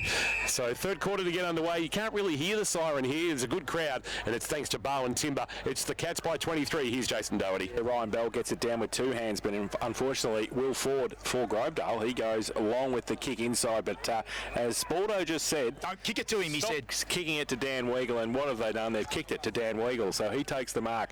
Comes broadcast side looking for Bell, nearly hits him in the head, falls to the front. Stephen with the kick for Grovedale, back across half forward, shoot. Oh, Reynolds, great handling hanger. He just stood there and made sure Shoot was away from the footy, and the ball fell into his arms. He took a good mark, so he did nicely, and he will bring it back towards lateral, half back to Beekmans. He chips the ball. A long lead coming up from Connor Lenahan Cunningham, who goes back inboard. Far takes the mark. We thought about the handball pass to CLC. He goes to Bell, who should have taken the mark in front of Gillett, and Gillett brings the ball back in. He got the handball up and only as far as Bailey Cockrell. He goes across half forward with the kick over a couple, falls in the arms of Mitch Day, turns right, turns left, short little kick up the chimney, no mark taken. Kick around the corner, Tomicic, open goal square, runs across the ground and through, in fact, over the boundary line in the right forward pocket, and we'll have a throw in. Gillett started in the ruck. I think they're just trying to get him into the game and get his hands on the ball. It was his first handball for the game in that last passage of play. For Wombat Gully Plant Farm, but he won't do the ruck work here. Ferguson as the key back against Mitch Day will do that for Wombat Gully Plant Farm. Tap down Day, front of the pack, trying to take it on his way through was Edwards, but had no room to move. Ball will come to the boundary line and out of bounds for a boundary throw in the right forward pocket. Harms is helped out by Cockrell. So about 5 metres around, make it 10 from the right hand behind post. We'll have it hurled back into play. Boundary umpire does his job, and Day works Ferguson off the footy, does his own roving, turns around, snaps down. The breeze should help this. No. The breeze should help this, but it didn't in the end. Had too much bend. Through for a minor score. Would have been some sort of goal from Mitch Day, who's now got 3 goals, 1 for the afternoon.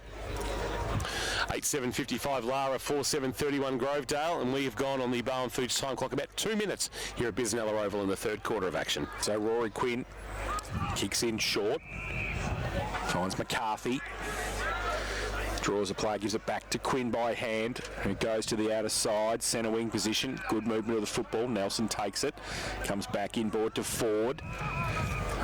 Now tracking, he was going to go sideways to Deans. He elects to go further afield, going up a couple. Abbott came, Stevens' kick was smothered, Morant was up there too. Now through some traffic, they get it out Lara, and they go with a short little kick out wide. It's okay. Minari takes it, goes along the line.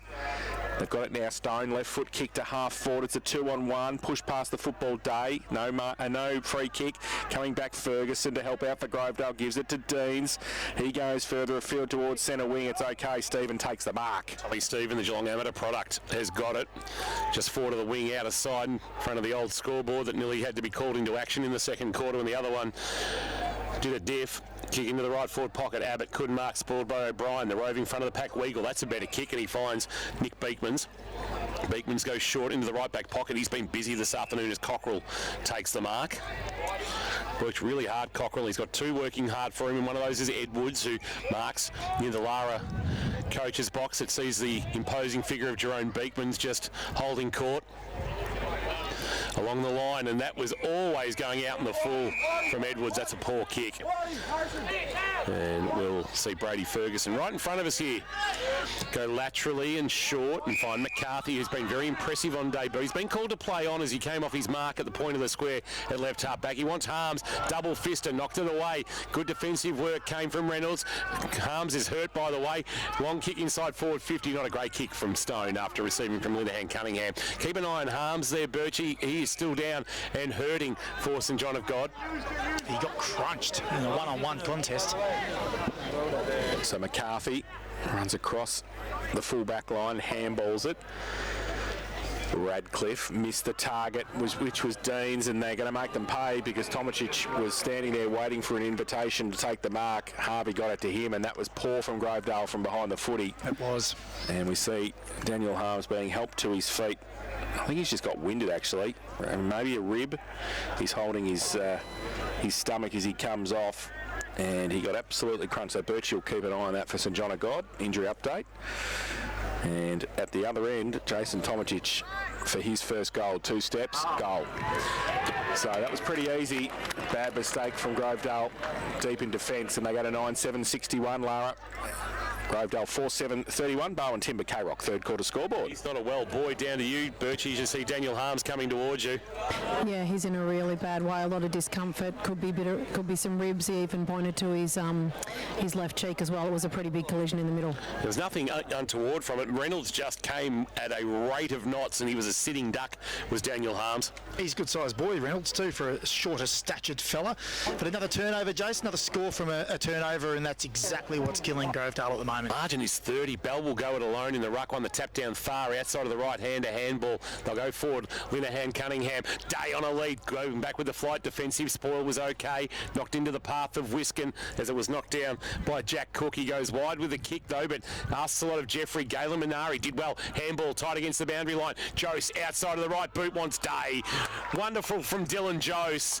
Could have easily have blazed away from inside that left forward pocket, but at the corner of the eye saw the imposing figure of Mitch Day put it onto his chest, and Daisy can go back and have a shot at goal number 4. Yeah, it's his 6th mark inside forward 50, Kingy, so he is being the big difference down there, and like we keep saying, that's the way the ball's being delivered inside that forward 50 to their key forwards. All of Kirsch's stats thanks to Kerrs Hire, 100% locally owned and operated in Geelong. This for a 36-point Lara lead, and maybe to shut this game down.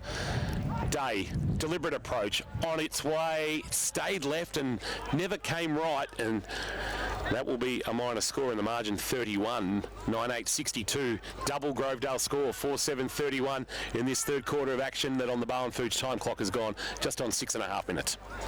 Full time at People First Stadium as well. The Suns 17-10-1-12 defeated the West Coast Eagles 12-3-75. So the ball, Quinn kicks it in for Grovedale. Much better kick now, and gets it out wide to Ferguson, who takes a bounce, draws a player, and then puts his teammate under pressure. McHugh had to go and fix it up. Ferguson, he did. He handballs it back inboard. They're mucking around with it on centre wing. Now it goes towards half forward with a kick. Oh, Weagle takes the mark. Sporto will be pulling his hair out. He's got none, but it doesn't matter. Cockrell inside 50. Jose over the back. Rory Quinn got back there as well. And it's over the heads and out of bounds for a boundary throw in right forward pocket. The Cats into attack. Cockrell having some sort of afternoon Kirsch for the Sporting Globe. He's getting a lot of ball in transition, but the most important thing about him is he's working hard defensively as well. Right forward pocket, boundary throw in. Lara in attack and leading by 31 in this third quarter thanks to Bowen Timber, your specialists in the supply and installation of timber and engineered flooring in Geelong. From the back of the pack, the rolling ball got away from Wiskin of Grovedale, and then he lost it in the tackle. Head over it was Smith, trying to barge his way through, not going anywhere. We'll get a ball up. Josh Smith with a goal in the second quarter on the goal line that he was able to poach through. 20 out from goal, Abbott and Day. Day just planted himself so Abbott couldn't get a free hit at the ball, and the ball, once it hit the deck, had about 3 players dive on it, and he's not coming out. So umpire quickly again into the air. Abbott from behind winning the tap. Dean's the roving, just fired a handball out beautifully to Ford. Ford just inside defensive 50, outside of the right boot. He's got nothing though. The bouncing ball taken nicely by Bell, the former Swan, puts a high kick to right half forward. Ettridge will come hard, but Ford tracking it did well, and into the fence he goes. And he'll now look to try and hit a target. He goes short to Chute, and Chute's got it. True centre wing on the broadcast side. Best seats in the house, APCO service stations. It's right in front of us. Short to McHugh. Plays on now. Oh, dangerous. Oh, kicked it. In the end, it got to Cook, so they've tried to switch it to the outer side, and they've done so. Ferguson draws a player. Handball over the top. Schultz. Right foot kick inside 50. Over the head of a couple. Coming out Jeffrey for Grovedale. His handball on the up to Hodgson. Nice little blind turn. A nice little turn, but he got wrapped up a second time and lost the football. Sling tackle, Jace. Tackle. Well, that's interesting. Didn't really sling him that much, but he's going to go back. And Tom Gunther's still looking at the umpire going, okay. He's not too sure that was, but Blake Hodgson is going to take the free kick and will shoot for goal from 30 out slide angle. He's kicked 2 behinds this afternoon for the Tigers, and they need this one. Oh, do they ever? He comes in. Western end of the ground. Goal umpire doesn't move. That's a good kick. So Blake Hodgson kicks his first of the afternoon. 5th for Grovedale. 5-7-37. Bridge the gap. Back to 25 Lara. 9-8-62 Bowen Timber K-Rock. Third quarter scoreboard. Your specialist in the supply and installation of timber and engineered flooring in the Geelong region. That's Bowen Timber. Bit of luck that one, Jace, because that ball coming inside forward 50 was spinning sideways as well. We spoke about their entries and how poor they've been. That was another one. So lucky they got a free kick out of that, so they had an opportunity to score, which they did. They need another couple of those, Jace, to get themselves back in the game.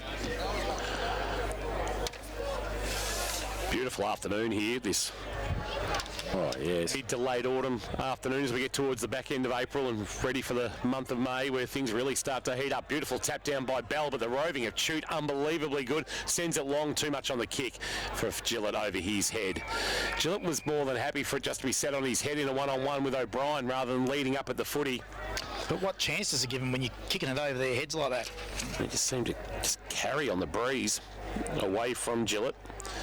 Bell plants himself in the ruck contest. Gillett got rid of him. That'll be a free kick against Tommy Gillett. It hasn't been his afternoon as he gives away a free kick. Bell, a handball to Thar. Here's Cockrell again, who's been really good this afternoon, and he's driving a kick long. Ettridge has got behind his opponent in McCarthy. Couldn't complete the mark, but he found the loose foot. He slung in the tackle. Doing well, getting out of trouble there was Judd, but his little kick was cut off, knocked down by Cook. He'll pick up the loose footy after McHugh had a fumble. McCarthy, too much on the kick. Open the door, no. Morant did well, and then it bounced, and a second bounce right through the middle of Bisanella Oval. Driving it long, one-on-one. Gillett, that'll suit him, but he couldn't take the mark. Was well played by O'Brien. Kept it in front of himself, then knocked it into the path of a teammate in Smith. Smith a handball on the up. They'll look to get out of trouble. Here they do. Thar, his kick will flirt with the boundary line. In fact, it'll go out on the full.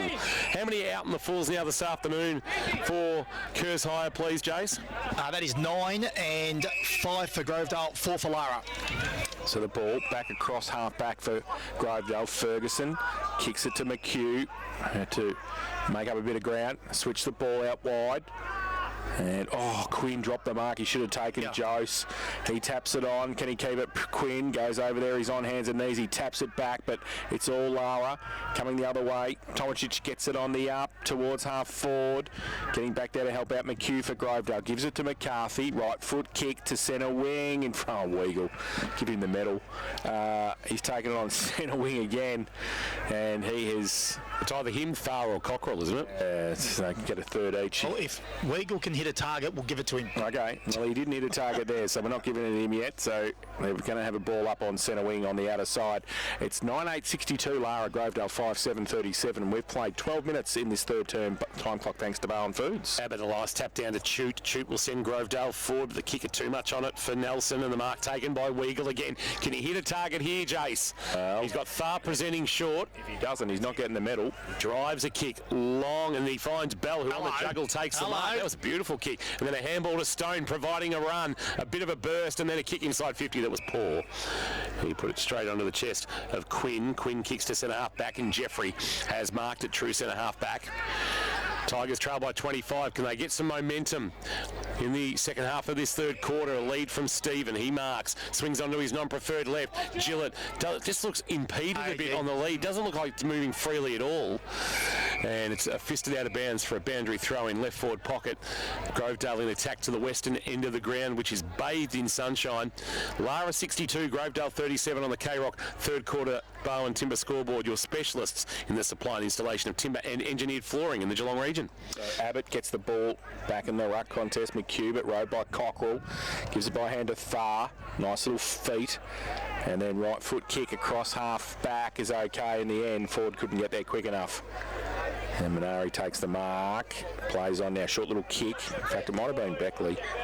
He goes short and he's turned the ball over. So now Will Jeffrey for Grovedale. He's on centre wing. They need something out of this, the Tigers. Goes to the right foot kick into the pocket. Abbott's there and used the body well. Ryan Abbott just pushed Gunther past the football and just kept the space and took the mark, and will have a set shot for his third. Yeah, just watching Gillett's leading patterns at the moment, and he's not menacing on his leads like he used to be. He's got a right calf heavily strapped. Yeah, okay. Is that his protection though for when he rucks? No, it's I don't know whether it's the Mitch Day knee in the buttocks in the first contest of the day, but he certainly doesn't lead with much authority at the minute. So Ryan Abbott has kicked 2 this afternoon. This for Grovedale's 6th. A bit skinny, I think. Yeah. And he's put it through 2 goals to his personal tally. 5-8-38 now the Tigers. They trail Lara 9-8. 62 Bowen Timber K-Rock. A third quarter scoreboard. They're not going to lose because of the efforts of Ryan Abbott, Grovedale, but he needs to find some mates. Weagle will bring the ball back into play. Just sends it towards a long lead of Day. In fact, Edwards is able to mark on his chest. So nice delivery from Weagle, and that puts him back in medal contention. Edwards. Lateral short kick finds Gunther. Gunther wants centre half back. It's a very, very dangerous kick, but it's going to work out all right. Beckley, a handball over the top. Releases Harvey. Long ball. Jose out the back, should mark on the chest. Couldn't take the mark. Can he soccer off the ground? Quinn's played this really well to get that through for a rush behind. Well done by Quinn. Going back with the flight. Didn't make front on contact. Worried Jose out of the mark. And then happened to get a little bit of concession as he knocked it through for a minor score. 9-9-63 playing 5-8-38. A quick kick in by Quinn. Came to McHugh, he went to McCarthy, so still inside defensive 50 for Grovedale, called to play on now, down the line towards centre wing. Jeffrey over the back, runs away from him, and also Connor Linehan Cunningham. And what a boundary thrown on centre wing. Wouldn't Mitch Chafer be handy right now for... Yep. But you could say that about Dev Smith too. Dev's playing for Lara right now. I suppose they might cancel each other out. Boundary throw in Abbott in front, trying to get it down, nearly did his own roving work. Kicked out by Tomajic. Thar, close to the boundary line. Deans worried him out of it. Handball, back to shoot. High kick towards half forward. No mark taken. Abbott does the roving work this time. Through the middle. Kick around the corner. Lara high up the chimney, and nobody really wants to go at it. So they didn't. And then there was a push. There was a Shepherd and free kick. Lara's going to take it. It's going to be Linehan Cunningham. Goes to Aaron Stone, still on centre wing. Stone. Benefiting from that VFL pre-season, a long ball inside 50. Ettridge, good defensive spoil. McCarthy at the front. Ferguson to clean up for Grovedale. Tucks it under the arm and runs away with a handball that he releases. Chute over the top. McHugh with a handball to Ford. Ford can give it back to Chute at close quarters. Tries to get out of the tackle of Day. Does so successfully. Comes back inboard. It was well done. The kick to Abbott. Abbott went to handball to Jeffrey, but now instead pulls the kick and pulls it straight into the waiting arms of Gunther, who's marked just back of the centre wicket area here in the middle of Bisanella Oval. And they just that one possession is hurting them. He goes short, and Edwards has got it. So Edwards now. Short little kick, okay. In fact, it's good, but I should say, not Edwards. He wouldn't have got it to Harvey, who goes over the top to Day. Oh, drops it. Now, he needs some support, so he got some. Oh, was that legged? Cam Edwards. No, the umpire said no. Thar got it back to Ettridge. He's wrapped up. Ball spills to Deans. His handball was good. And going away, Schultz took a bounce, backed himself, runs through half-back, goes to an open half-forward flank position. It's going to be 3 Lara players. They're going to raffle it. And O'Brien gets there first. Can he keep it in? Yes, he can. Along the line. Good kick too. And good punch away defensively.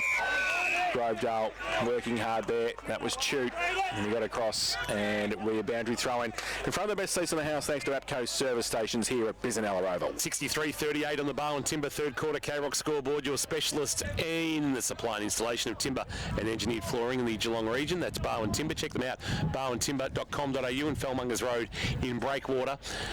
Boundary umpire hurls it back in. Good tap down by Abbott, roving by Jeffrey, pulled off the kick by Linehan Cunningham. It spills for Goodwin. Goodwin turns and now kicks inside forward 50. Far's done everything else this afternoon, but he can't mark there. Knocked away by Schultz. On the boundary line, McCarthy did well. He's been good for Grovedale. His dribbling kick fell into the path of Wiskin. Wiskin with the outside of the right boot. Bell will step up but can't mark. Knocked it to a teammate in Stone. Stone almost threw it to Weagle. Weagle will track it to the boundary line. Deans with a big tackle. Buffets Weagle over the boundary line. We'll get a boundary throw in, and I reckon Dan Weagle might have just tussled the hair there of Nathan Deans to say, yep, well done, short stuff. So boundary throw in, centre wing. Abbott up against Bell.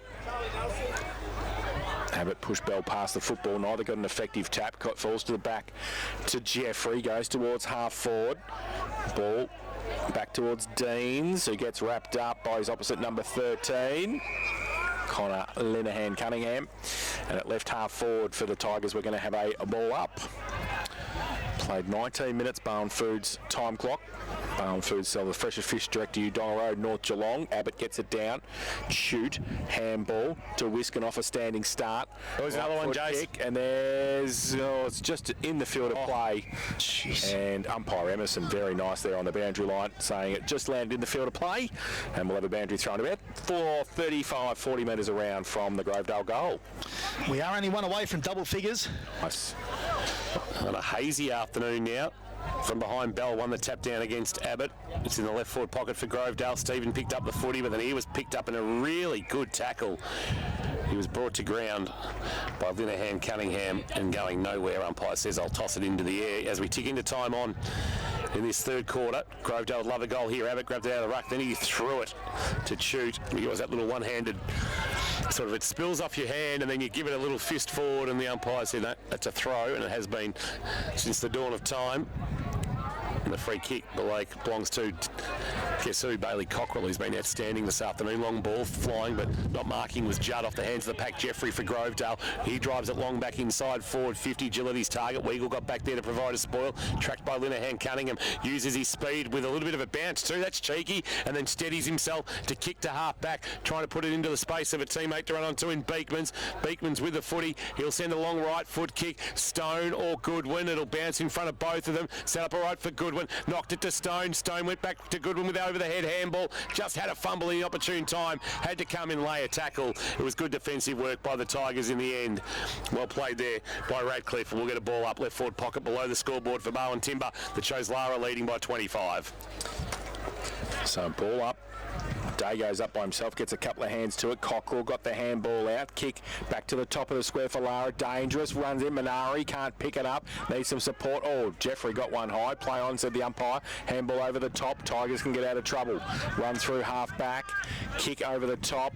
Came from Cook. Oh, dangerous to centre wing forward. Set it forward to touch. Cook came to help out. He lost the football on the tackle though. Needs some support. Now they're out. Nelson just back on the ground. Can run free. Which way's he going to go? Left foot kick out of bounds on the full. There's your double. No, not out. Push. No, not out. Ooh. Oh, umpire. Gee, very close. Kirsch was looking for the double. Yeah, that's the exciting part of the day. Boundary throwing. Left half forward for Grovedale. Breeze has just got up a little bit too. Birchie, down to you for South Point Garden Supplies. That Breeze just got a little bit more strength about it? Yeah, it does. It has picked up a bit, Kingy. Well, that won't help the skills. The kick of Jose to half forward. Too much on it for Day, although it sat on its point, bounced away from Ferguson. Day released a handball into the path of Goodwin. Didn't break stride, but just too much pressure coming from behind. Good by Schultz. And then Goodwin maybe just pulling up a little bit lame there for St John of God. Cramp potentially. Got that left knee heavily strapped. Dean's the resultant free kick short to McCarthy. And he is marked. Left back pocket. McCarthy will go back to his defensive goal square, and the mark taken there by Cook, and Cook will look to send them to the outer side. Oh, he goes out wide. Hose takes the mark in front of the scoreboard. He flirted with it, Jace. He did flirt. Would have been the first one on that side. Yeah, that's right. Could have been. Chips it back inboard. McCarthy down the line to centre wing. Lara had the numbers at the back, but Gillett comes up to help. Handball though, Beekman's. Oh, under pressure. That should be a free kick, umpire said. And he didn't even have the ball there. Weagle, now the ball for Grovedale. Back inside 50. Well trapped by Cambridge. Now through the middle, they've got some space. Cockrell, he's got Goodwin on half forward by himself. If it sits for him, he's in. Which way is it going to bounce? Bounces back towards him, and he's wrapped up straight away. That's great. Great work, great tackle by Murrant. And Jack Cook gave him one to go on with too. No, in fact, it was Radcliffe, and couldn't go anywhere there in the end. Billy Goodwin will have a ball up on right half forward for the Cats. Saw Billy Goodwin after that tackle. Keep an eye on that, Birchie, for St John of God. Day taps it into the space that Cockrell was occupying. His handball, though, after he fumbled, was poor. Chance here for Moran. A handball on the bounce. Deans under pressure. That's out in the full. There's your double figures, Jace. And Kirsch, thanks to the sport, Curse High, 100% locally owned and operated in Geelong. Cockrell with the resultant free kick, and maybe with half a medal hanging around his neck right now. So Cockrell, and that's where Tom's votes are going by the sounds of it. Now goes towards right half forward. Day, he's got to come on. Day, Mitch Day! And one hang. Mitch Day stood tall as he always does. No more weddings in the middle of the season, Mitch. Just play footy, and that's what he does. And now Smith as well with a knee issue coming from the ground as well, Birchie. You got Goodwin end, also Smith to keep an eye on there. So Mitch Day's kicked 3 goals 2 this afternoon. It'd be interesting, this kick, Jace. We're right behind it. It's got to go that left post from where we are. A little bit of left to right. Yeah, a little bit of left to right. And as we said, it's picked up a bit, so... A little bit of movement back towards goal. Which way is he going to? That's come back. Is it going to come back far enough? He just puts it up. It actually didn't make the distance. It held up in the breeze and through for a rush behind to the home side. They go to 9-10-64. They lead. Grovedale 5-8-38. Barwon Timber, K-Rock, third quarter scoreboard. Right back pocket, a long ball. Wiskin send it towards the direction of Harrison White. I've caught a lot of Harrison White this afternoon, to be honest. Beekman short kick. Chance now Harvey. Back to Beekman's. He'll send it long inside forward 50. Day won't get there, although McCarthy dropped what he should have taken unattended. Might open the door for Stone. McCarthy went back and got it. Handball on the up to Ferguson. Ferguson, a neat little kick is okay. Morant has got it about 30 from his defensive goal. Haven't caught a lot of Harrison White at all. No, he's playing that role on that half forward line we spoke about.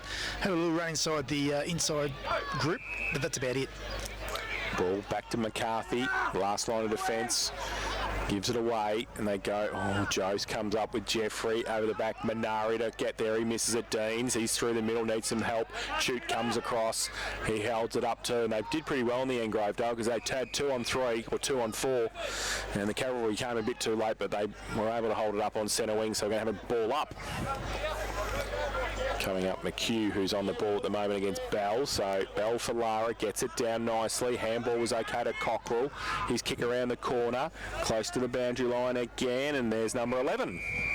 Out of bounds on the full, so the Tigers to take the free kick at defensive 50. Might take him to the last quarter to work this out, Jace. Yeah, I don't know whether they will by the sounds of it. So left back pocket, just waiting for the ball to be returned. Bit of work today, Mo. And it's Cook. Give you anything? Radcliffe with the footy. Radcliffe short into the right back pocket to McCarthy. They're a long way from home. They need one, you think, before three-quarter time. Get themselves within 20 points. That's not going to help. The mark, though, was dropped by Edwards. It's going to open the door for Radcliffe. Handball was a little bit too hot there for Hodgson. Picked up by Cockrell, who's been omnipresent all afternoon. Reynolds' kick was partially smothered. Spilled for Jose, and that is the three-quarter time siren. And now it's McHugh and Jose, and now it's on. They're coming from everywhere. Dylan Jose and Nathan McHugh getting to know each other a little bit better. Players have come from the bench. Will Jeffrey's even taken his helmet off to get involved. A bit of push and shove, probably not to the level of Colac and Leopold yesterday, but this is just wasted energy.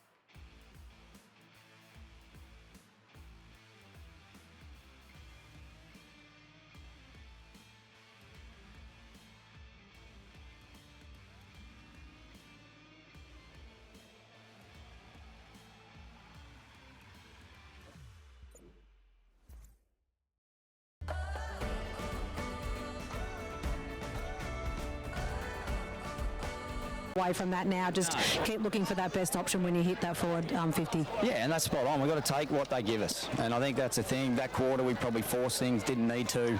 And it is. Our probably first 2 quarters, we used each other, ran it a little bit better into the breeze. So we had a bit of instruction around our entries and what we wanted to do on that quarter. And they really probably didn't listen. So I haven't given them too much this one. Hopefully they listen and we can hit the scoreboard a few times. Thanks for your time. Good luck for the last quarter.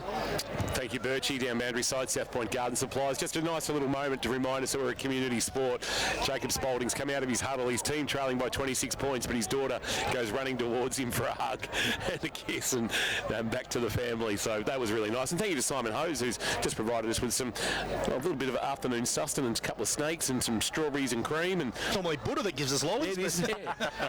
Hosco looking after us here. He wants us to come to Birdoo Reserve. Final quarter for Boss Burger. Here is Jace. So the ball from the middle, and they need a quick start. Lara, they go in. Oh, Stephen couldn't take it. Can he pick it up? No, he can't. Comes to Ford. He drops a footy. That's a good tackle, Linehan Cunningham at half back. He took the game on Ford, tried to get away from him, but CLC was there and he did nicely. You're not getting past him too many times, Jace. Into the sun too. So Bailey Cockrell comes out, got the medal around his neck already, we think, and he's had a great game, Bailey Cockrell. Centre wing. He goes now with a right foot kick to half forward. Day gives him a lead. In fact, it's Ettridge over there as well. Off hands and out of bounds for a throw in. Left half forward. West end of the ground. Might as well roll the dice. Just attack. Yep. The Tigers. Yep. Trailing by 26. Don't want to slump to 0-3, but that's where they're headed right now. Lara, what could have been? They could have been 2-1 potentially. Shoot does the roving high floating ball. That's out of bounds on the full for how many now, please, Kirsch? Is that the even dozen? That's the even dozen, Kingy. Or Kerrs high. 12 out of bounds on the full, and they've all been to this broadcast side with the northerly breeze today. The wind pushing the ball out of bounds. And here's Bailey Cockrell again, who just bob up in your breakfast cereal tomorrow morning. He's been everywhere. Ball goes towards half forward with a kick. Off hands. And coming back over the top, Aaron Stone. And a pack develops. Puts a good tackle on Stone. Breeze getting up too, so Will Ford will get up last. Hand the ball back to the umpire. Day and Abbott. Abbott gets it down. Shoot, well roved. Goes from half back towards the middle. Stephen can't take it. Bell's there. Weagle as well, just left it on the up. Handball. Beekman's tried to get it back towards Bell. He's ripped off the football. This ball's still in dispute. Now it comes to Jeffrey. Gets around, gets tackled, gets collared, drops the footy. Got the numbers, Lara as well. Now Bell gives it to Beekman's. Has to get it quickly away. Open half forward flank position. Falls towards Hose now. His handball for Grovedale. Turned over though. Cockrell go to the 1-2. They go across half forward. Far takes the mark. There's a neat little kick there from Bailey Harvey. Long ball from Thar. Day on a charge, couldn't complete the mark, but he'll be first to recover at ground level. Step through a tackle, snapped around the body. Not a bad effort, but not enough carry. It's off hands and through for a minor score for the Cats. That might have put the game to bed if it's not already. 9-11-65 Lara, Grovedale 5-8-38 as we approach 3 minutes played on the Bowen Foods final quarter time clock. Bowen Foods sells the freshest fish direct to you, Donga Road in North Geelong. White straight down the middle, gives it to Radcliffe, who takes it at centre half back. Just got to move it now. Straight down the middle. Oh, he goes short. Shoot. Takes the mark. Stone stands it. That right half back plays on now. Comes broadcast side. Looks towards half forward. Stephen, good mark. Takes a very good mark, Tommy Stephen. Gets up with a bit of cramp too, right in front of the best seats in the house thanks to Upco service stations. Tommy Stephen, not much movement from anybody in the forward line, so he just goes short across, and numbers Nelson got his hand to it. Linehan Cunningham got it away. Beckley back to Bell. Big dinger, gives it away. McHugh should have taken the mark for Grovedale, didn't. Handball on the up to Schultz, back to Quinn. Needs to do something nice with the football, and he doesn't. He gets it in the middle. It's a free kick. Lara going to take it, and they're going to pay advantage as well and get it to Harvey. Harvey drives it long. There's a cat down in back play. He's a Billy Goodwin. It is. He's got up to battering this afternoon. He was off a little bit earlier. Short kick, McHugh from Ferguson. McHugh brings it towards Jeffrey Stone to provide a contest. Jeffrey took a nice mark. Held onto the footy and then onto his left boot. A high kick. McCarthy swung forward, maybe gone up with the one hand, couldn't mark. The hands of the pack cleaned up nicely by Beekmans. Beekmans bangs it towards half forward, a rolling ball. Schultz has to knock it out of bounds towards the boundary line. It goes. And it will be a boundary throw in at left half forward. Slightly forward of the wing, favouring the Cats. They lead by 27. Looking to open their account in season 2024 and snap a run of 17 outs against Grovedale dating back to 2012. I think Goodwin's okay. Ball back into play from behind Abbott. The tap down far. The Roving's been very good this afternoon. A bounce and then running away, lowering the eyes. Not a great kick. Dale meet it full chested on the bounce. Couldn't take it cleanly, although he got a handball on the up. Ball's just shoved out at the side towards Harvey.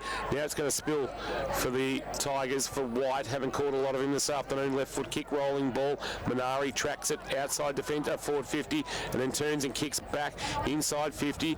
Next to the boundary line, Goodwin, a handball. Harvey brought to ground, but was able to get a handball back. Chance here for the Cats. Don't argue. Big don't argue. Linehan Cunningham. Then got a handball away, but they've turned it over. Forward bangs it on the boot towards the halfback flank. Goes up now, over the back Weagle. 3 up. He was the one down. He took the mark. Goes short. And mark taken by Cockrell. Handballs it away. Gives it to Gunther. His kick around the corner wasn't great. Coming the other way, Wiskin was there and he goes out wide. And Hose, can he keep it in? I don't think so. Well, in fact, Beekmans can. And he comes back 30 metres to Weagle. And he takes the mark on true centre wing on the outer side. Not bad composure from the youngster. Weagle wants the middle of Bisanella Oval, and Gunther, it's a well-weighted kick. That hit a target, Kirsch. That's the difference, isn't it? Sporting Globe, Matty Kershaw, long ball inside 50. Day stood tall, could mark far off the back of the pack. Fast, quick snap, misses. Margin is 28. Just can't put them to sleep yet. It's like they've put them, just turn the doona down, put the chocolate on the pillow, but just haven't got the lights out yet. It's 8-2 inside forward 50s this quarter, Kingy. White from fullback for Grovedale plays on, kicks it as long and as far as he can. Over the back, Abbott can't take the mark, and he's got 4 Lara players around him. Cockrell was one, got it away to Reynolds by hand. He goes with a kick towards half forward, over the head of a couple, out of bounds Ettridge, out of bounds Ettridge, out of bounds. Couldn't keep it in, and it's left half forward for the Cats at the western end of the ground. They're 9-12-66. They lead Grovedale 5-8-38. We've played 7 minutes in the final term Barwon Foods time clock. We're voting on the best on ground medal today, as we did on Anzac Day, won by Jaka Buklovic, otherwise known as Jack Buckley at St Joseph's. $50. $50. Single too, ladies, if you you wanted me to just mention that again. Yes, he'll promise he'll wear the headband after hours. Abbott short to Ford. Next to the boundary line. Ford will bring it towards the centre square. Flying McHugh couldn't take the mark. Good roving at the front of the pack. Done there for the Cats by Smith. His handball forward, though, did no favours. Cockrell in the end had to lay a tackle on a Tiger. Then he brought Hodgson to ground, and we'll get the umpire throwing it into the air. Abbott climbed high and then did his own roving of his ruck work and then gave a handball off. Kicked McHugh on the left boot, had a little bit too much on it for its intended target. Rolling back, Beckley tracking it. Tries to park himself in defensive 50 with a handball to Weagle. He got it back to Beckley. Weagle again. Wants Beckley again. They were too slow in the end. Beckley to get it back to Weagle. Weagle came, picked up the loose footy. He's dragged the ground ball up. They just racked up about 4 or 5 possessions each in that little, it was like a handball drill. Was indeed. They were doing it there just inside defensive 50. 28-point Lara lead in this final quarter thanks to Bossburger Jace with locations in and around Geelong. Check their app for winning deals.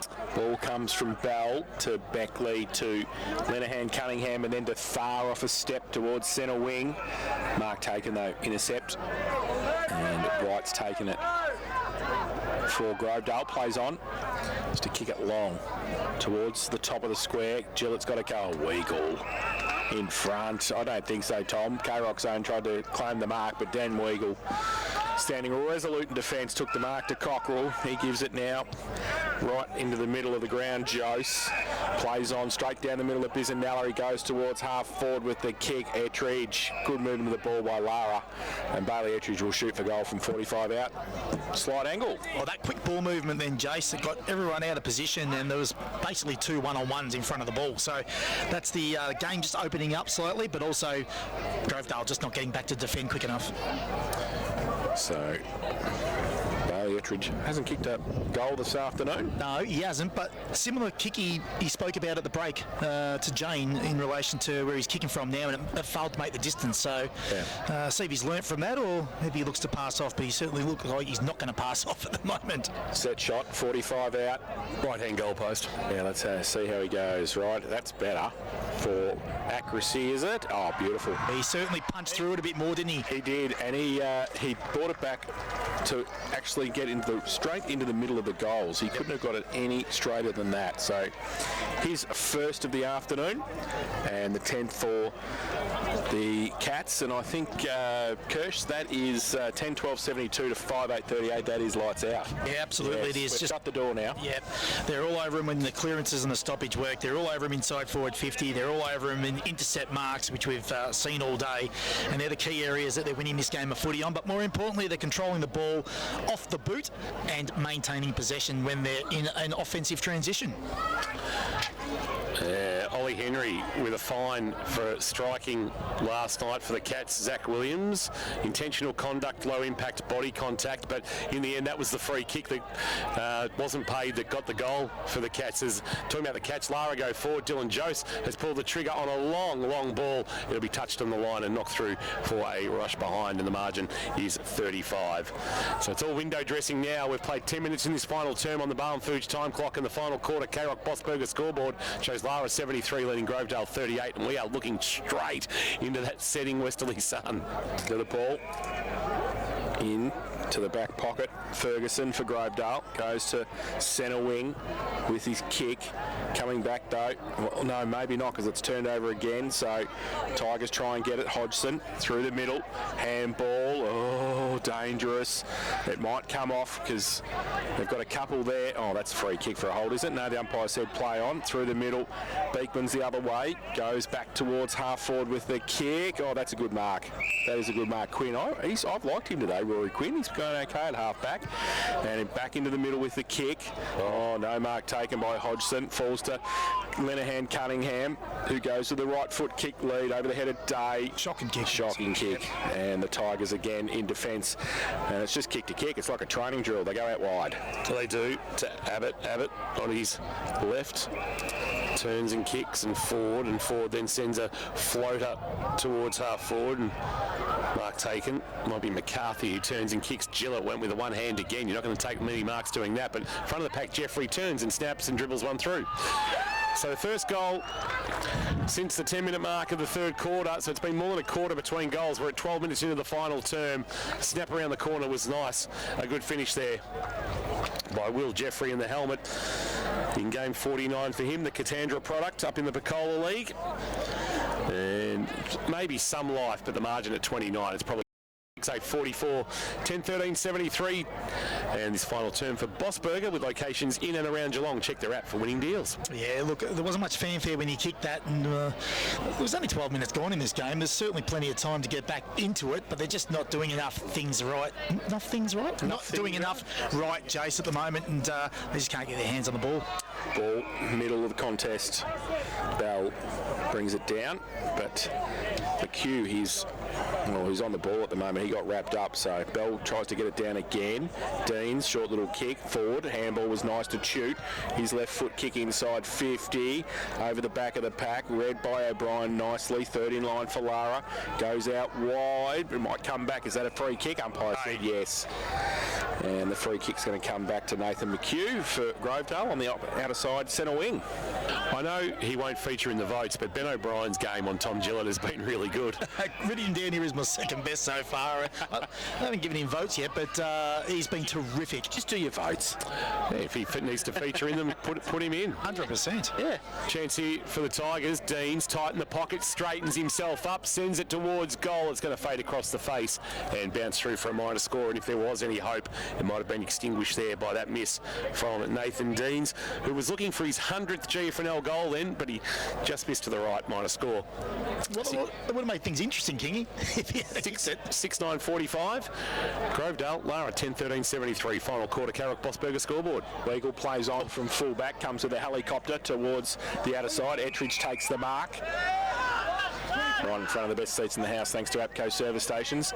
He needs the Oakley Frogskins on. Can't see much. Goes towards centre half forward with the kick. Oh, in the middle. No, well, was it taken? It was. The umpire said, yes, Cooper Judd, you're taking the mark. You play on quickly and go towards Bell. He can't take the mark. Front and centre was Harvey. Oh, he got one high too as he got the kick away. The umpire does not agree. Through for one behind.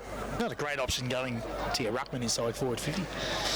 10-14-74 Lara. They lead Grovedale 6-9-45, and that's on the Bossberger final quarter scoreboard. White for Grovedale will bring the ball back into play. He goes short to the target, and it's McCarthy, who's been solid on debut, across the face of de goal, and the mark taken by McHugh. But they're a long way from home, and they trail by 29 points. McHugh. Nelson's the one wanting it on the wing. He heads in that direction. It's going to be 2-on-1. Weagle sets himself. Can't mark. Went through the arms of Ettridge. Tracking it to the boundary line is Nelson. Nelson kept it alive. Tapped it forward about 15 metres. Weagle now tracking it. He'll be happy to be ridden out of bounds by the momentum of Nelson behind him, and we'll get a boundary throw in. We'll bring you all our 3-2-1s for the medal after the medal is presented. We'll have a chat with the medalists. It'll be interesting to see whether they're also our Leopold Sporties Player of the Day. We've got our schematic standout as well. Abbott wants it back in the corridor. McHugh tried the high fend on Ryan Bell. Bell stuck the tackle, and that's holding the ball. Tackle, yes. Well, he should have got the first free kick for the high fend, Ryan Bell. It's going to be 50 in a minute if he doesn't give it back. And McHugh wants to argue the toss. Little handball. Ryan Bell went about a metre to Connor Thar, and Thar sends a long ball looking for Ettridge to mark. And there should be a free kick, I reckon, maybe for a hold in the marking contest to Radcliffe. That's not coming. And true centre wing, maybe just slightly forward favouring Lara.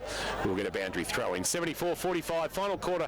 Bossberger K-Rock action with locations in and around Geelong. Check their app for winning deals. The Cats with Leopold here at Bisnella Oval next week. Grovedale, a tough one. St Mary's at Boodoo Reserve. Free kick, Grovedale. Abbott wants to switch the play into the middle. It's a good kick. Oh, Reynolds read it better. Beautiful play. Defensively did nicely. Harvey spears the ball, and they take the mark. Cam Edwards has got it inside the centre square. Goes towards Day. Takes the mark, plucks it, and will shoot the goal from 40 out. But that is all Tom Reynolds' work behind the play, and his defensive teammates come over and let him know about it as well. And Mitch Day will line up for goal number 4. 8th mark, Jace, for the day, so he's had a good day out. Has. 3 goals, 3 his personal tally. Like to get in the positives, I think, with the goals if he can, and should have no trouble with this. This is a Thursday night, last bit of the session. Goal kicking for Mitch Day. 40 out directly in front at the western end. Comes in, right foot kick, goal umpire does not move. So his 4th of the afternoon, the 11th for Lara, 11-14-80. They lead Grovedale 6-9-45. Bossberger K-Rock final quarter scoreboard. I think he's only missed one real genuine set shot today. The one on the outer side at the other end, and one was a snap and one was, I think, just a rushed through type scenario. So his goal kicking's been really good today, and he's made the most of his opportunities, particularly inside forward 50 with the ball coming in. Sometimes a little haywire, but he's certainly had a great day out today, Mitch Day. And you're right, Tommy Reynolds' work behind the ball was terrific, which set that up, and just another nice inside forward 50 for the Cats. Back in the middle, Tomatic during the ruck work. They're going to go forward. Grovedale through forward, goes looking for the marking target in Abbott. He can't take the mark. Ball at ground level. A chance for the Cats to clear. Reynolds was involved. Aaron Stone dumped in the tackle. That's a sling tackle, and that'll be a free kick. He's landed very heavily too there, Aaron Stone, on his left shoulder there. The tackle they're trying to get out of the game. Yeah, the momentum swinging. Look, I know it's hard to uneducate yourself after years of being taught to tackle with ferocity, but the duty of care stuff that they're looking at now, Stone gives a handball off Thar, just cruising past, so I'll take the kicking duties for you, and he kicks to the wing for Gunther, who's been really solid. This move back behind the footy's paying off, Kirsch. Yeah, he's been really good, solid, gets a job each week. When he puts some size on, he's going to be a handful as a defender. Long ball inside forward 50, not a good one though. It's marked by Abbott pretty comfortably, 2-on-1 against Day for the Tigers, and he'll send it back towards our broadcast wing. Will Jeffrey, the target over his and Manari's head. Gunther there to clean up on the bounce, handball to Manari. Manari to Cockrell. Cockrell has been outstanding, sends a kick in the direction of Day! Up he went over the top of Abbott and took a Hamlin hanger. Wowee, Mitchell Day. He got that big body elevated. He had the perfect sit over the top of Ryan Abbott, and he's a chance to go back and kick his fifth. Hamlin Holmes' new Bannockburn display home is now open, and so is Mitch Day's season 3 last week, and he's looking at goal number 5 after taking the Hamlin hanger. Going to mark it down already, Jace. That's wow, the form he's in at the moment, and I hope you guys haven't submitted the submit button on your voting yet. Yeah, now we have. Day, left forward pocket. This would need to be right-hand goalpost and working back. Can he get a handful? I reckon he can. He can. He's happy about it too. And this has turned into a bit of a blowout. The margin is 41. Mitch Day's got 5.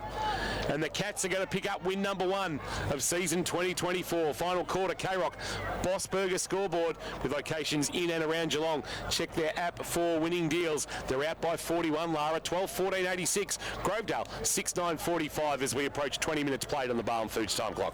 Yeah, as the day's gone on, the forward entries from the middle of the ground and their forward half of the ground into their forward 50 has been a lot better. Lara, it's kind of, they've learnt from the first half and they've been pretty good at it in the second half and given their forwards much more opportunity.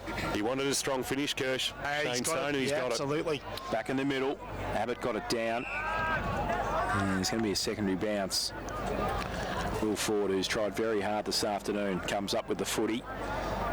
Abbott again takes out the ruck contest. His handball back to Jeffrey. His handball, oh, gee whiz, just a floating handball which set up his teammate. And the Cats have the numbers and they keep the pressure on in the middle. It's dropping the football and they're going to get the free kick.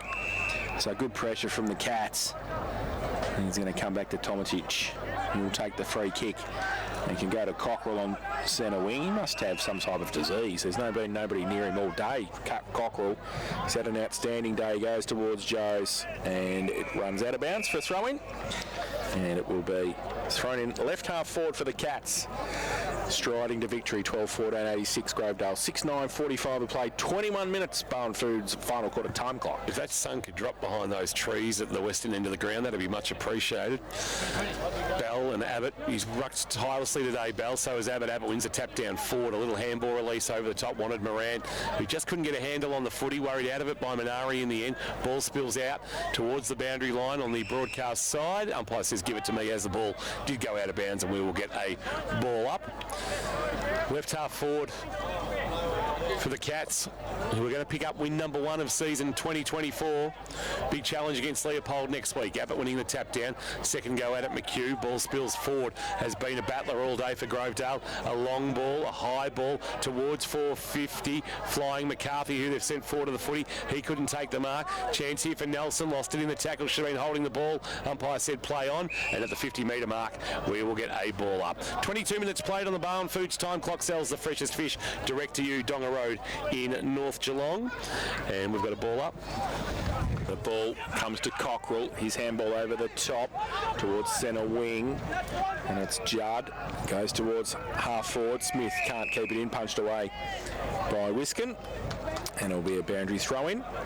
Quarter time. In fact, it might be the second quarter. Start of the second term at the MCG. The Swans 7-3-45 lead the Hawks 2-2-14. So they've banged on 5 since we last spoke about that score for Leopold Sporties.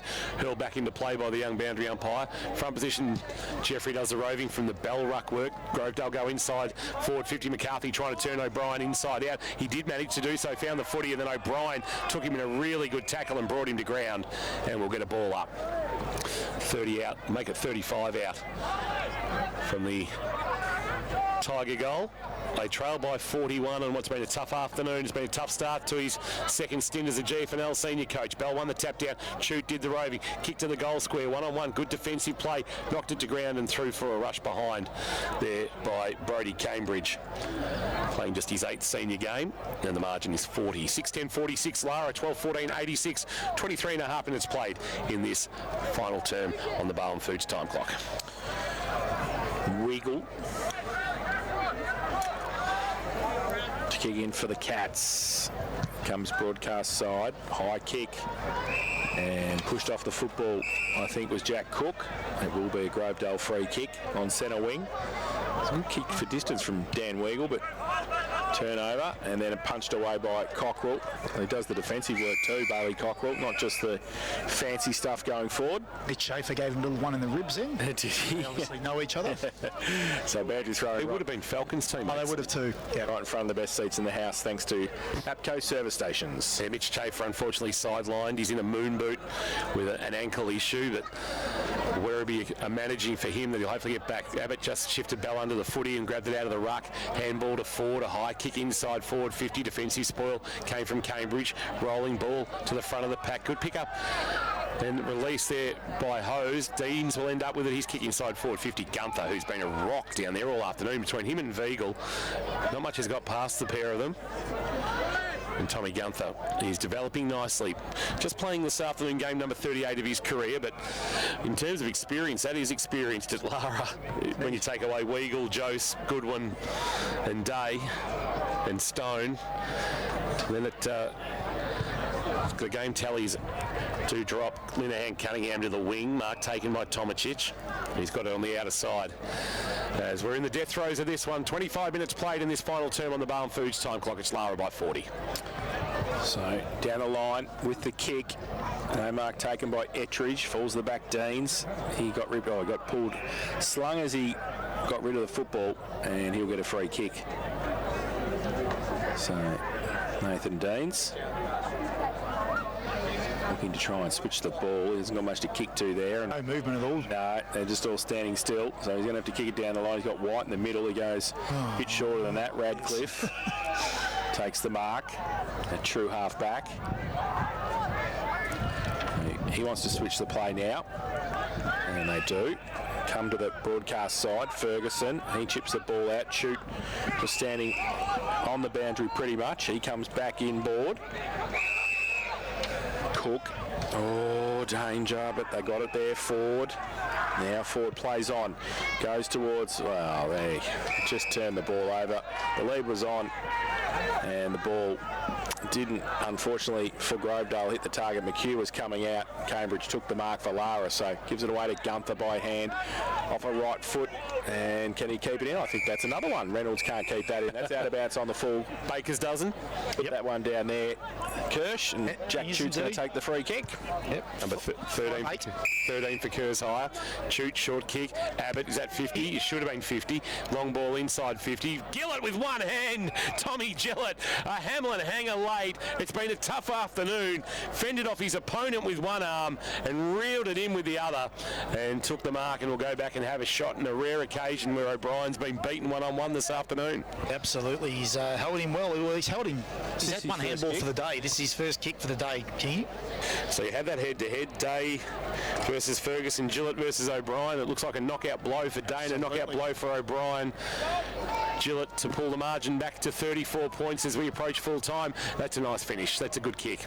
He had a big year last year playing in the WA Goldfields. In all competitions, he kicked 100 goals, including representing WA country on Optus Stadium, where he kicked a handful. But that's just his first of the afternoon and his third of the season. That's his 50th career goal, in fact, and he's just his 15th game at senior level. It feels like he's been around forever, but he has now kicked his first of the afternoon. Margin 34, Lara 86, Grovedale 52, margin 27.5 points. In fairness to... time clock 27.5, margin 27.5. What? Wait, 27.5 under 27.5? It's been a long weekend. Bet responsibly. You need a rest. You need a rest. In Tommy's defence, that's the first time I think they've got it to him one-on-one and given it the kick to his advantage. So he hasn't had a really easy day with the ball coming into him with any advantage. From the middle, Linehan Cunningham. He gets it over the back. Now through the middle, Beekmans takes a bounce, runs, goes along with the kick over the back of the pack and went for goal. In fact, as it hasn't gone through Ferguson, it's sat on its end and Ferguson was able to pick it up and run away, give the handball over the top. The Tigers are out. They go to the outer side. Coming back in, Stephen with the kick. Round the corner, Weagle punched on by Nelson. Goes to half forward, Speedy's at the back, Dean's on the up, handball. Gets it away, Cook off a step, high kick, open. There's the siren, and that is the game. Lara have won 12-14-86. They've defeated Grovedale 7-10-52. Great example then, Jason. I know the siren's gone, but you know they were two Grovedale players running inside forward 50. You've got Tommy Gillett one out on a lead. All you got to do is hit him up, and they come back into play and kick a long bomb sky ball. You know, that's the kind of day they've had with the ball going inside forward 50. Just to touch on before we finished. For the first time since 2012, snapping a run of 17 consecutive outs against the Tigers, Lara have got their noses in front at the final siren. 12-14-86. Grovedale 7-10-52. A 34-point victory for the Cats as we depart the fourth quarter for Boss Burger and move into the fifth quarter, and also the presentation ceremony here of the trophy and also the Anzac Day medal as voted on by the KRockFootball.live commentary team. Jane Birch is going to make her way among the throng, have a chat with one of the successful Cats from the afternoon. Of course, fifth quarter thanks to the Sandman Mattress Factory. Sleep better with the Sandman's locally made two-sided mattresses. They're made to outlast any other. St George's Road in Nor Lane. We'll get to you in a moment, Birchie, just when you're able to pull a cat away from the